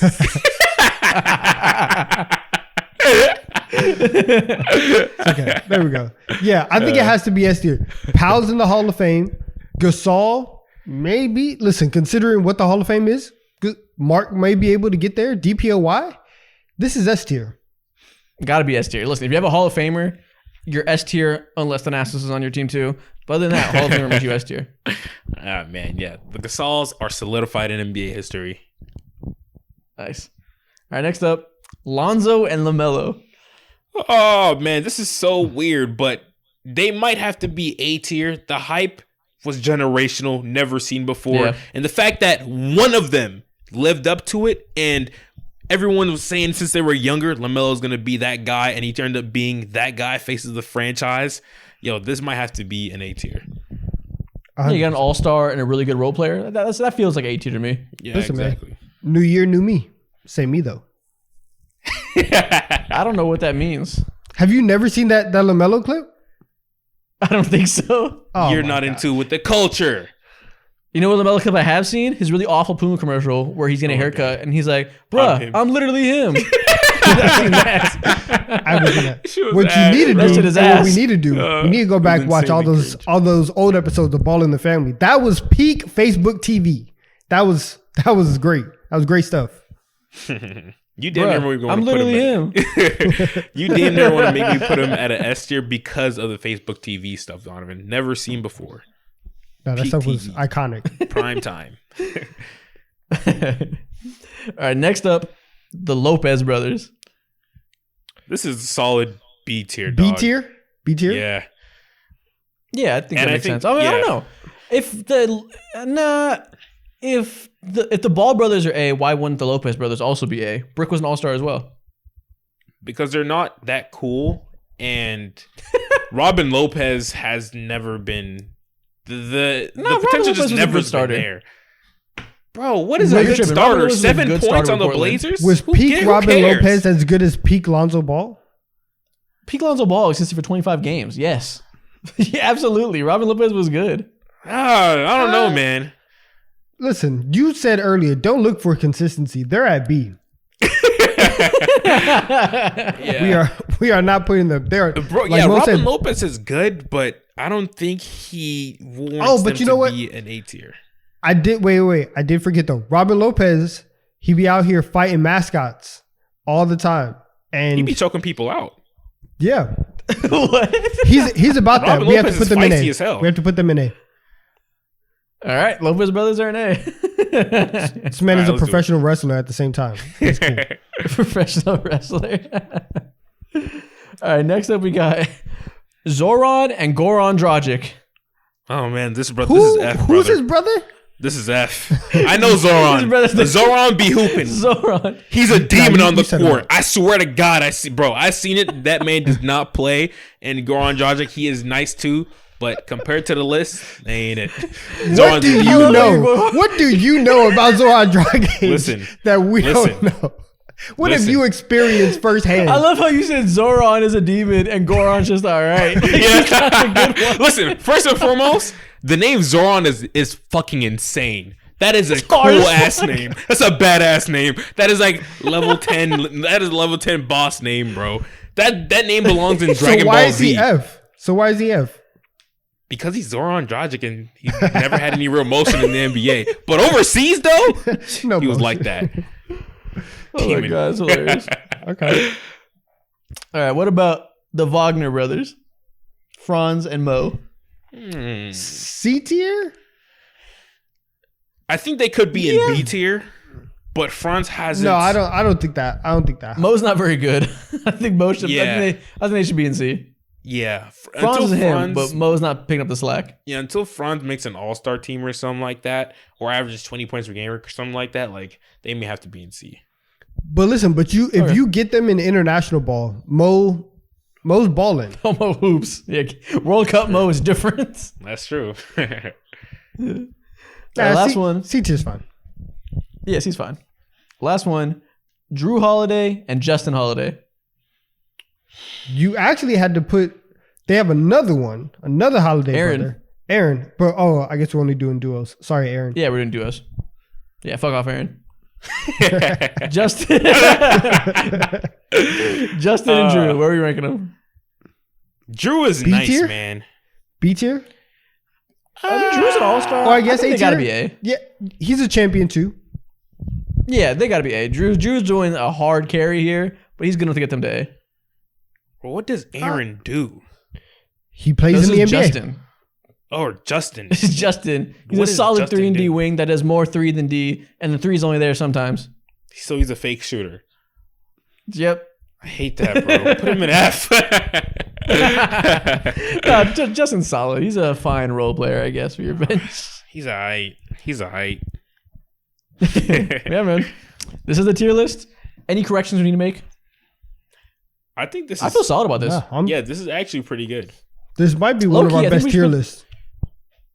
Yeah, only consideration I'd have is maybe the Thompson twins should be S tier. All right, let's Other relax than that, now. I think it's fine. Okay. Okay, Munch. Let's slow down. All right, that's the tier list. We can move on. Oh, Nikhil pulled up Zoran Dragic's stats. Let's look at these stats. Negative 0.1 win shares, 1.8 points per game, 0.5 rebounds, and 0.3 steals. Pepe Sanchez reincarnated. We found another, ladies and gentlemen. The difference is this one didn't make the finals. Man. Now listen, look up them Slovenia stats, and I promise you gonna see that boy be moving different. I'm just kidding. Don't really do that. 21% field goal. Mo saw his 21% field goal percentage and was like, "Demon time."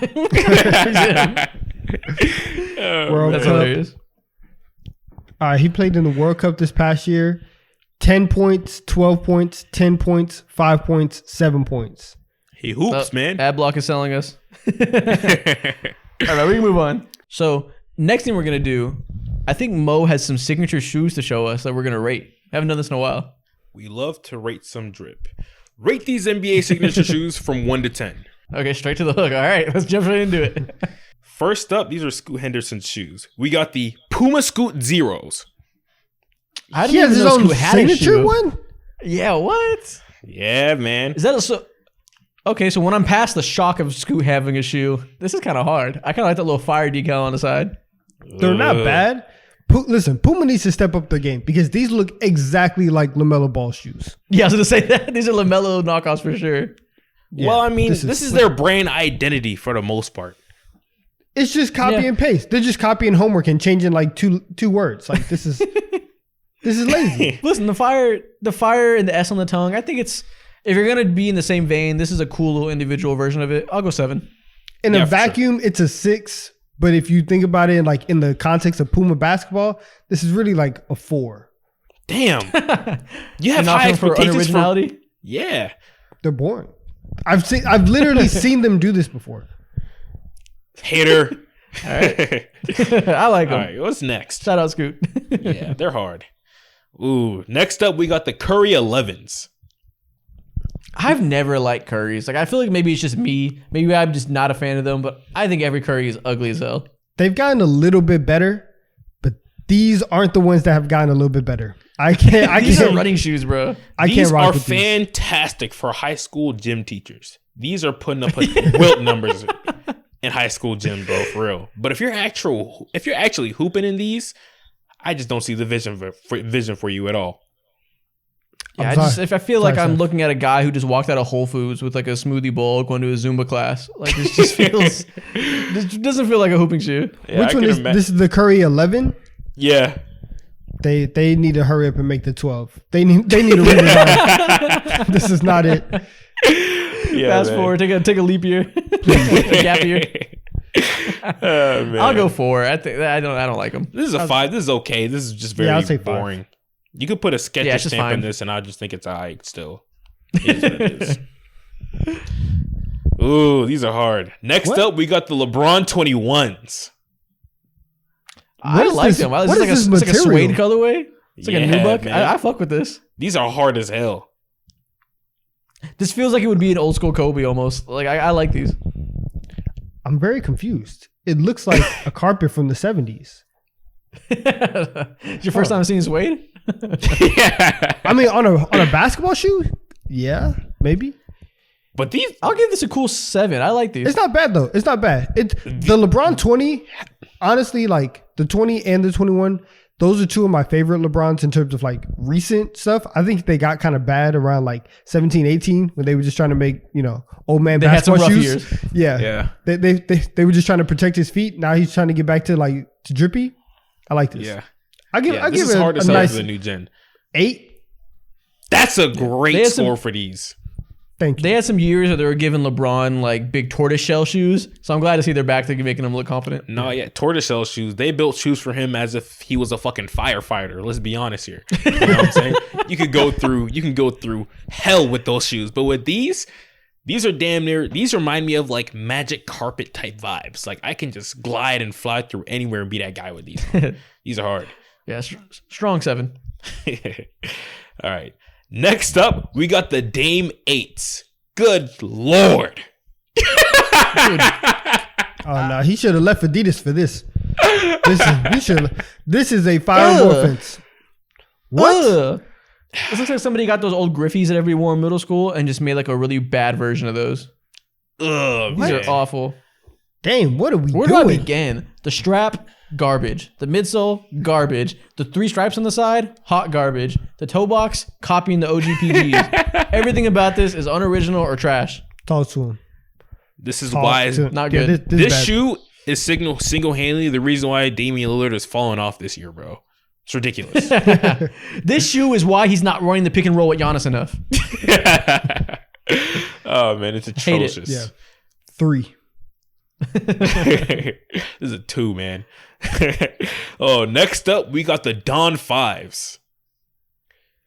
This is Donovan Mitchell? Yeah. Huh. Fall off from hell. Let's just say it. Let's be real. Yeah, he's had better models in the past. His early ones were very cool. But it's not like Yeah. trash though. It looks not. This feels to me if they're trying too hard to be modern. All these like ovals on the side, these little pod-looking things. Yeah. It looks like they're trying to make a shoe from iRobot. That's an accurate description. It's a little better It's not than horrible, but it's also It's a little better than like the I'm gonna get it on my Keith Lee. This is a 5.3 out of 10. It's just all right. Not quite a hit, but it's not the worst miss either. Mid shoe for sure. All right, what's next? Next up, we got the Zion 3s. These look like Martian shoes if I ever seen them. They for sure This glow is in the Looney dark. Tune shit for sure. Yeah. Absolutely. This looks like those ZO2s, the first shoe that Lonzo had when they were breaking every time he wore them. Yeah, they look so Shout out breakable. to ZO2s. These shoes don't I'm fit. not rocking with them. Yeah, it's just listen. We've seen a lot of Kobe ripoffs over the last 5 to 10 years. This is another one in the long line of them. Not a fan. And out of people who need bulky shoes, Zion is one of them. They need to get him the toughest shoe that they have. They need to get him some Timbs. It's not gonna work. His last signature shoe damn near looked like those, bro. He could kick down houses with them hoes, but with this, look like he'd be kicking down icicles with them. Like they just don't. I don't know. They don't sit right with me. This colorway is also not doing any justice. This looks like fucking track cleats. Yeah, yo, that's hard. If there were track cleats, these would be hard. But sadly, it's Throw basketball. his hand back.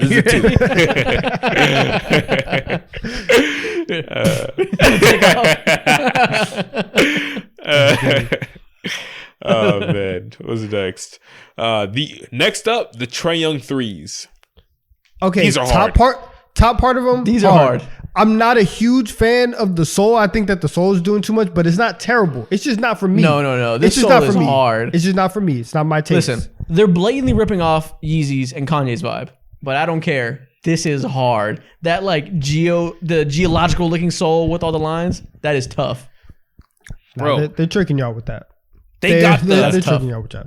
Bro, I am in love with the sole. You see the sole? That's the shit you be seeing on It's hard, bro. on TV when they be predicting the weather, bro. Meteorologist type vibes. This is hard. Are you kidding me? This is Iceman, This is Ice unique. Trade. This is hard. This is how you make a unique shoe that feels like it has personality without doing too much. I'm gonna give it a 9. I like this a lot. Yeah, this is the best shoe we've seen so far. I think this is a 10. I'm a hate. Normally Trae Young shoes are trash too, so this is quite the come up. I'm a hate. Exactly. 7. Not even that bad of a hating job. Well, compared to you guys, it is hate. better. It is better than a lot of the stuff that we've seen. So that's why I had to give it a The 7. Trae Young 2s are horrific, so this is quite the come up. Yeah. Next up, we got the Spencer Dinwiddie. I did not fumble He has a the shoe? DVDs. These are called DVD/CDs. Why? I don't know. Okay. I can't stand Spencer Dinwiddie, man. I really can't. DVDs/CDs. That's Okay. what they're called. He's okay. He Yeah, I mean, I is gotta take a doing second too to much. I gotta take a second to think about the fact that Spencer Dinwiddie has a shoe. This is news to me. Outside of that, it's all right, I guess. It kind of looks like a Nike Air Max. It's fine. What happened to the game I love? Right? Why does Spencer Dinwiddie have a shoe? Why are we doing this? Who thinks that? Who thinks that Spencer Dinwiddie is moving units like this to where he can the IG threes? No, that is hard. I love it. All right, let me cook real quick. Yeah. I'll give it a 5. It's just average. It's whatever. Now, this is like a 3. These are made not for basketball players, but for 60-year-old women who are taking their brisk walk every morning. Yeah, it looks like speed walking shoes, like the retirement homes, and they walk around the mall like in Better Call Saul. Yeah, exactly. Just like on the mod. That or I'm fucking hitting the driving range golfing. They do look like some golf shoes. Yeah. This is the shoe of a dad. 4. I'll lower my score. I'll go 3. This is a 2, man. Keep one upping each other. I think I'll give it a 0. How about that? Yeah. Do better. Get this off of my screen. Get this off of my screen for a yak. This is the last one? That's funny. That's great. I love a good shoe TikTok. We haven't done enough of those lately. Next thing we're going to do, though, we're going to go back to basketball. I'm going to show you guys some graphics of 3 players, and we're going to do a good old-fashioned start bench cut.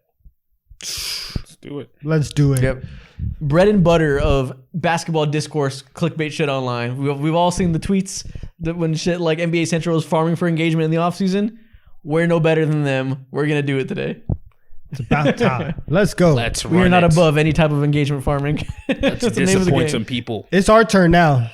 So, NBA start bench cut. First off, Joel Embiid, Kevin Durant, and Luka Doncic. There should be a very clear order. Mo, Okay, Mo, I'm gonna say it, and we're going with Luka. There we go. Okay, we're starting Luka. We're benching Joel, and we're cutting KD. Oh, That sounds so. that's easy for you? Are y'all not with me? I'm definitely starting Luka. Yeah.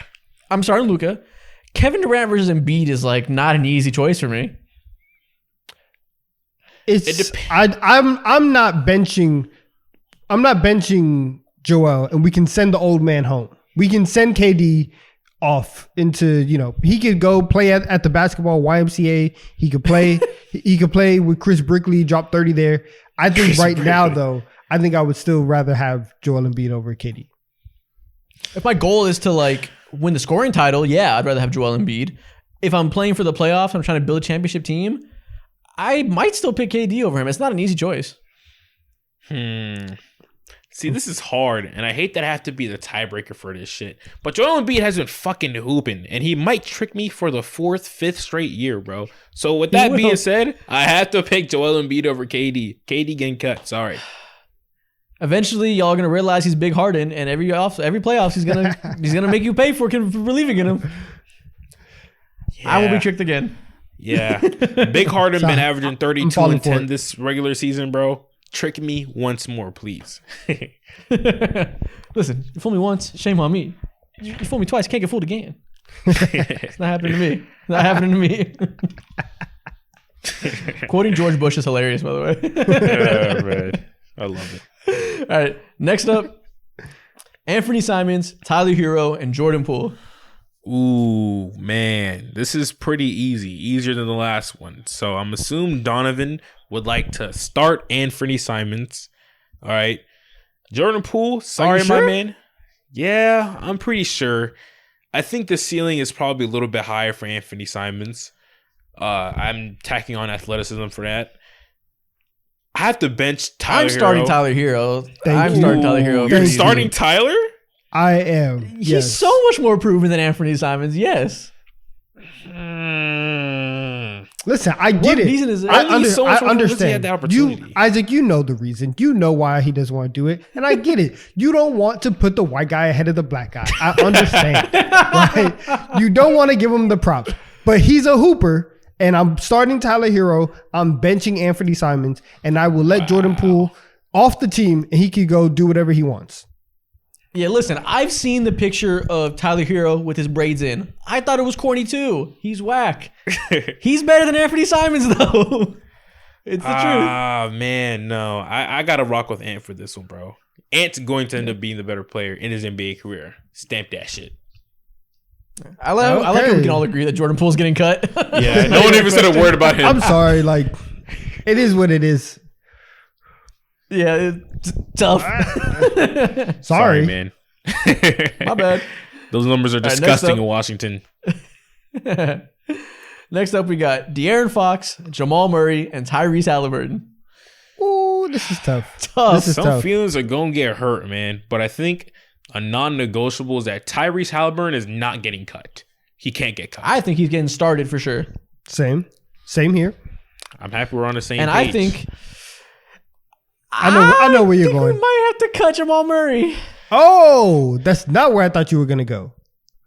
I don't know. I mean, listen, if only one of them has the luxury of playing next to the best player in the world, I don't know if that makes him better than De'Aaron Fox. Would Jamal Murray have the ability to lead a team like the Sacramento Kings? Maybe, possibly, but would De'Aaron Fox have the ability to rise in the playoffs like Jamal Murray if he played next to Nikola Jokic? I think so.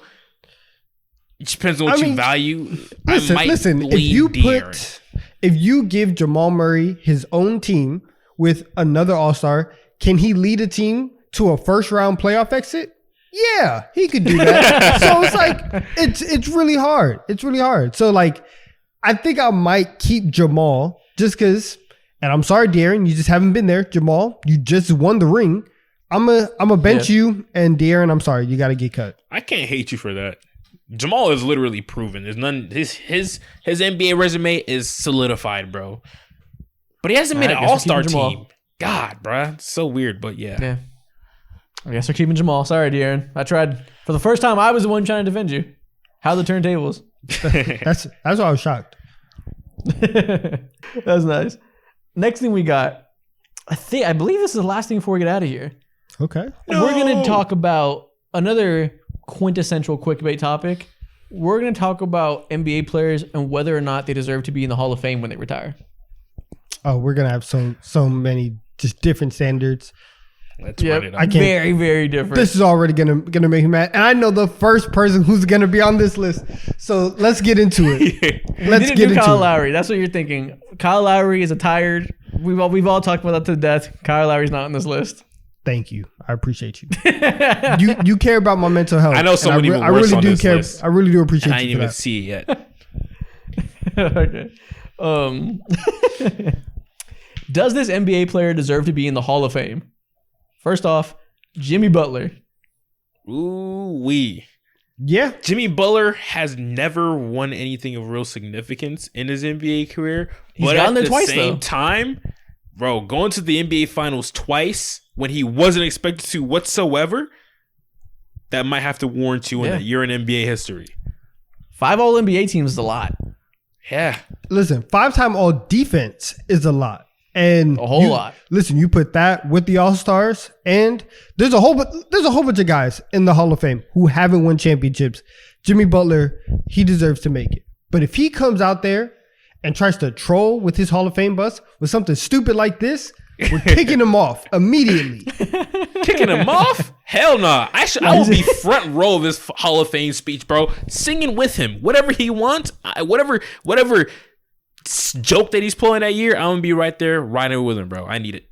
He's gonna show up getting his bus with a Jeremy Lin mohawk. It's gonna be great. All right, next up, Andre Iguodala. No. Sorry. Sorry. No hesitation. No. Can't do it. Can't do it. The highlight of his jersey career. Retired by the Warriors. You do not belong in the Hall of Fame. All right, for sure. We can't do it. He'd be the only Finals MVP that doesn't make it. And that is he should have won it in the first place. He stole it. Congratulations, you have held LeBron James to 35 points per game. Exactly. Yeah, Iggy's great. Like you said, he should be in the Warriors Hall of Fame. He should have his jersey retired, but we should probably have a little higher standards for individual performance in this for the Hall of Fame. Never making an all NBA team, but yet somehow finding a way to win a Finals MVP is outrageous. Yeah, I think it's a great accomplishment for him. Like, to be a non-star in that stage of his career and win a Finals MVP is like wildly impressive. But I think you should take that and just like let that be the accomplishments. Yeah. I think he's in the Hall of Fame for top tier role players fucking ever who maximize their potential, bro, and just slipped into success for sure. That's a very specific Hall of Fame we're putting him in. Yes, it is, and he is the face of that. Top tier role players who maximize their Hall. That's what he words. Andre Iguodala, the poster boy for that. Next up, DeMar DeRozan. No. No. Like, what are we talking about? No. Sorry. No, he shouldn't be in the Hall of Fame. Yeah, I mean, 6 All-Stars. I don't even know what else to Stop. say. That's the that's most where it memorable ends. part of DeMar DeRozan's career is seeing him be demoralized back in 2018 when they called Toronto LeBronto. No one cares. Well, he's been good for a long time. I mean, listen, it's not the hardest Hall of Fame to get into. Good for you. You're not a Hall of Famer. If you think, listen, the Hall of Fame, and I understand, right? The standards are more laxed.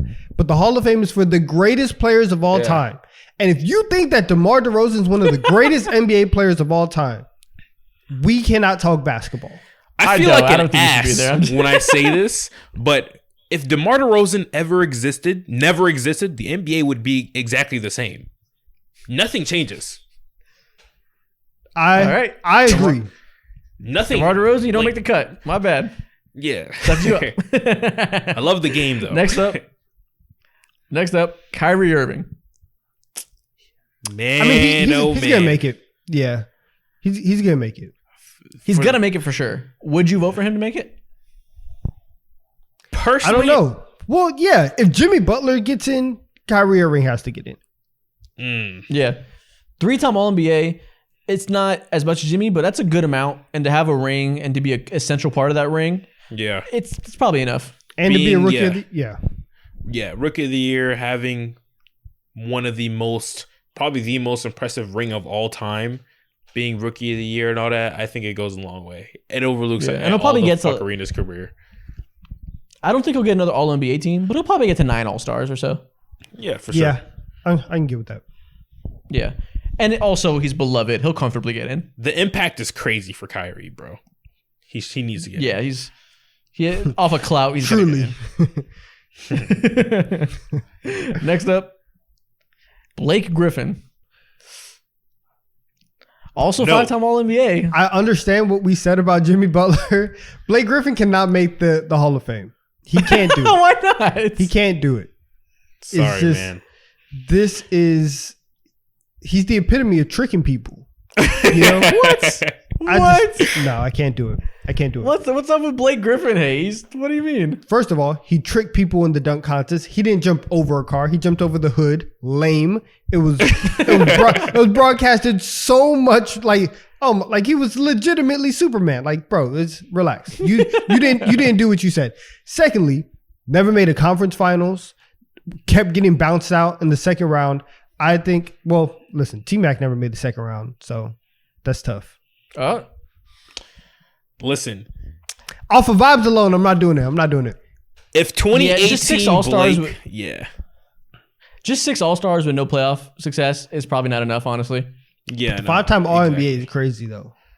Exactly. That is crazy. He's on the Same he's rule. on the verge. Same rule applies when it comes to I spoke about DeMar DeRozan. If Blake Griffin never existed in NBA history, the NBA would literally be the exact same with no one. I disagree with that. I disagree with that though. I actually do think that he means a little bit. One, the most successful period. Well, I guess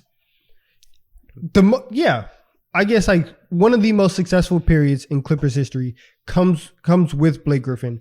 I think Blake Griffin is one of the most athletic fours that we've ever seen in the game.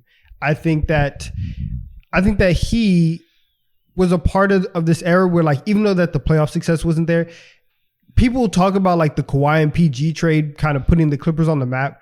I really do want to give Lob City their credit. And I think that there's a lot of other teams and eras in NBA history that are as like beloved or remembered, that are just as accomplished as the Lob City Clippers. And I think it's like, I think it is like a low key, like important time Okay, That's you're cool. Lob City soapbox. That's cool. We're talking move about on. NBA Hall of Fame. Nobody cares. This is about the Clippers. Nobody cares. No, I agree. I agree with you on that. I agree with watch you your on fucking that. mouth. I agree with you. My bad. You're talking good about the Clippers? Yeah. Good about the Clippers, Donovan? No, listen, first off, I didn't say anything good. I didn't say anything good. I was just saying the truth. I'm just kidding. What they were. I agree that Blake shouldn't be in the Hall of Fame, but I disagree that like he doesn't mean anything to the NBA. 2018 Blake Griffin was special though. I'll leave it at that. We got Donovan doing pro Clippers propaganda. You've changed. I have to get back to my roots. I'm sorry. What does the world You come fucking to? betrayed me. Listen, come back believe next this. week. Come back next week because right now the Clippers are 0-2 with James Harden and we have agendas to push. So I will be back. I'll be back next We're week. giving it a week. We're giving it 3 more games. All right. Next up, Bradley Beal. Man, get Oh this off my hell no! should never be in the Hall of Fame. God hell What's the no! next one? Hell I'm not no! Next entertaining up, that. Paul George. This is hard, man. MVP PG was a real thing. He's provided us with quality memes. No, throughout his it career. wasn't. It No, literally was. It literally wasn't. It It wasn't. literally wasn't. He was Bro. third. He was stop it. He barely got on to the podium, and he's like, "Oh yeah, my MVP season." You didn't win the MVP. That's not your MVP Devin Booker. season. Devin Booker finished Stop third in that. MVP voting. We don't call Stop him that. MVP Devin Booker. Oh my gosh, bro! You guys are such haters. You're What telling has me he I think he's done? Okay. No, I think Paul George makes it. But not because he was third in MVP voting one time. That's not why. I Listen. think longevity, 8 All-Stars is a lot, 6 All-NBAs is a lot. Legitimately one of the most talented players in the league for a decade. And let's I talk think he's about in. the influence as well. The influence is also heavily propping him up. Okay, listen. And Just I think because he we have definitely Impact. does. Brandon Miller has done such a harm to discourse about Paul George. really had. Now he's AI because Brandon Miller loves him. Fuck. Look, man, it's because he has a little swivel to his hip and he can dribble the ball really low while he's still so tall.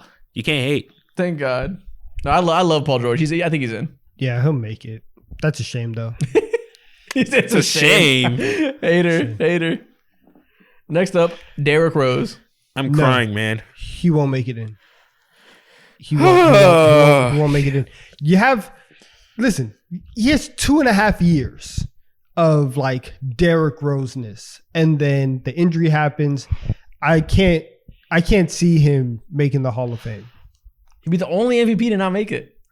Sucks to Yeah. suck, but like you couldn't do it for 3 full years. I can't subscribe to that. Yeah, nah. Derrick No. Rose definitely does not deserve to be a Hall of Famer, sadly. He's done nothing outside of the MVP, and this fucking prime was just... He didn't even hit his prime. People keep saying prime D Rose. That was never prime That's the D craziest Rose. part, bro. The fact he never hit his prime is crazy. Yeah. I could see a lot of voters wanting to make like an exception for him, where he's the guy that gets in without he's the guy that gets in without longevity. I wouldn't be shocked, but he probably doesn't deserve it. I wouldn't hate it. His influence back then was fucking insane. He has one of the most insane fan bases to memory, but sadly he just hasn't done enough. Yeah. To no fault of his own. All right. That's the last name we got, and that is the end of the episode, people. Donovan, if people are still here, what should they comment? Comment, Clippers hate is on the way. And comment, phase 2. Oh, actually, no. How do I phrase this? New era TD3. Yep. Yeah, we'll do that. Yep. Comment that. Comment, Let's new go era ahead. TD3 is about to go crazy. Yeah, But y'all finna understand, Clippers hate is on the way. I need y'all to know. I'm still me. Okay, doubling I'm it still down on true it to in this new myself era? and my core values. Okay, Clippers hate is on the way. We love to see Love it, it. man. See y'all later. See y'all.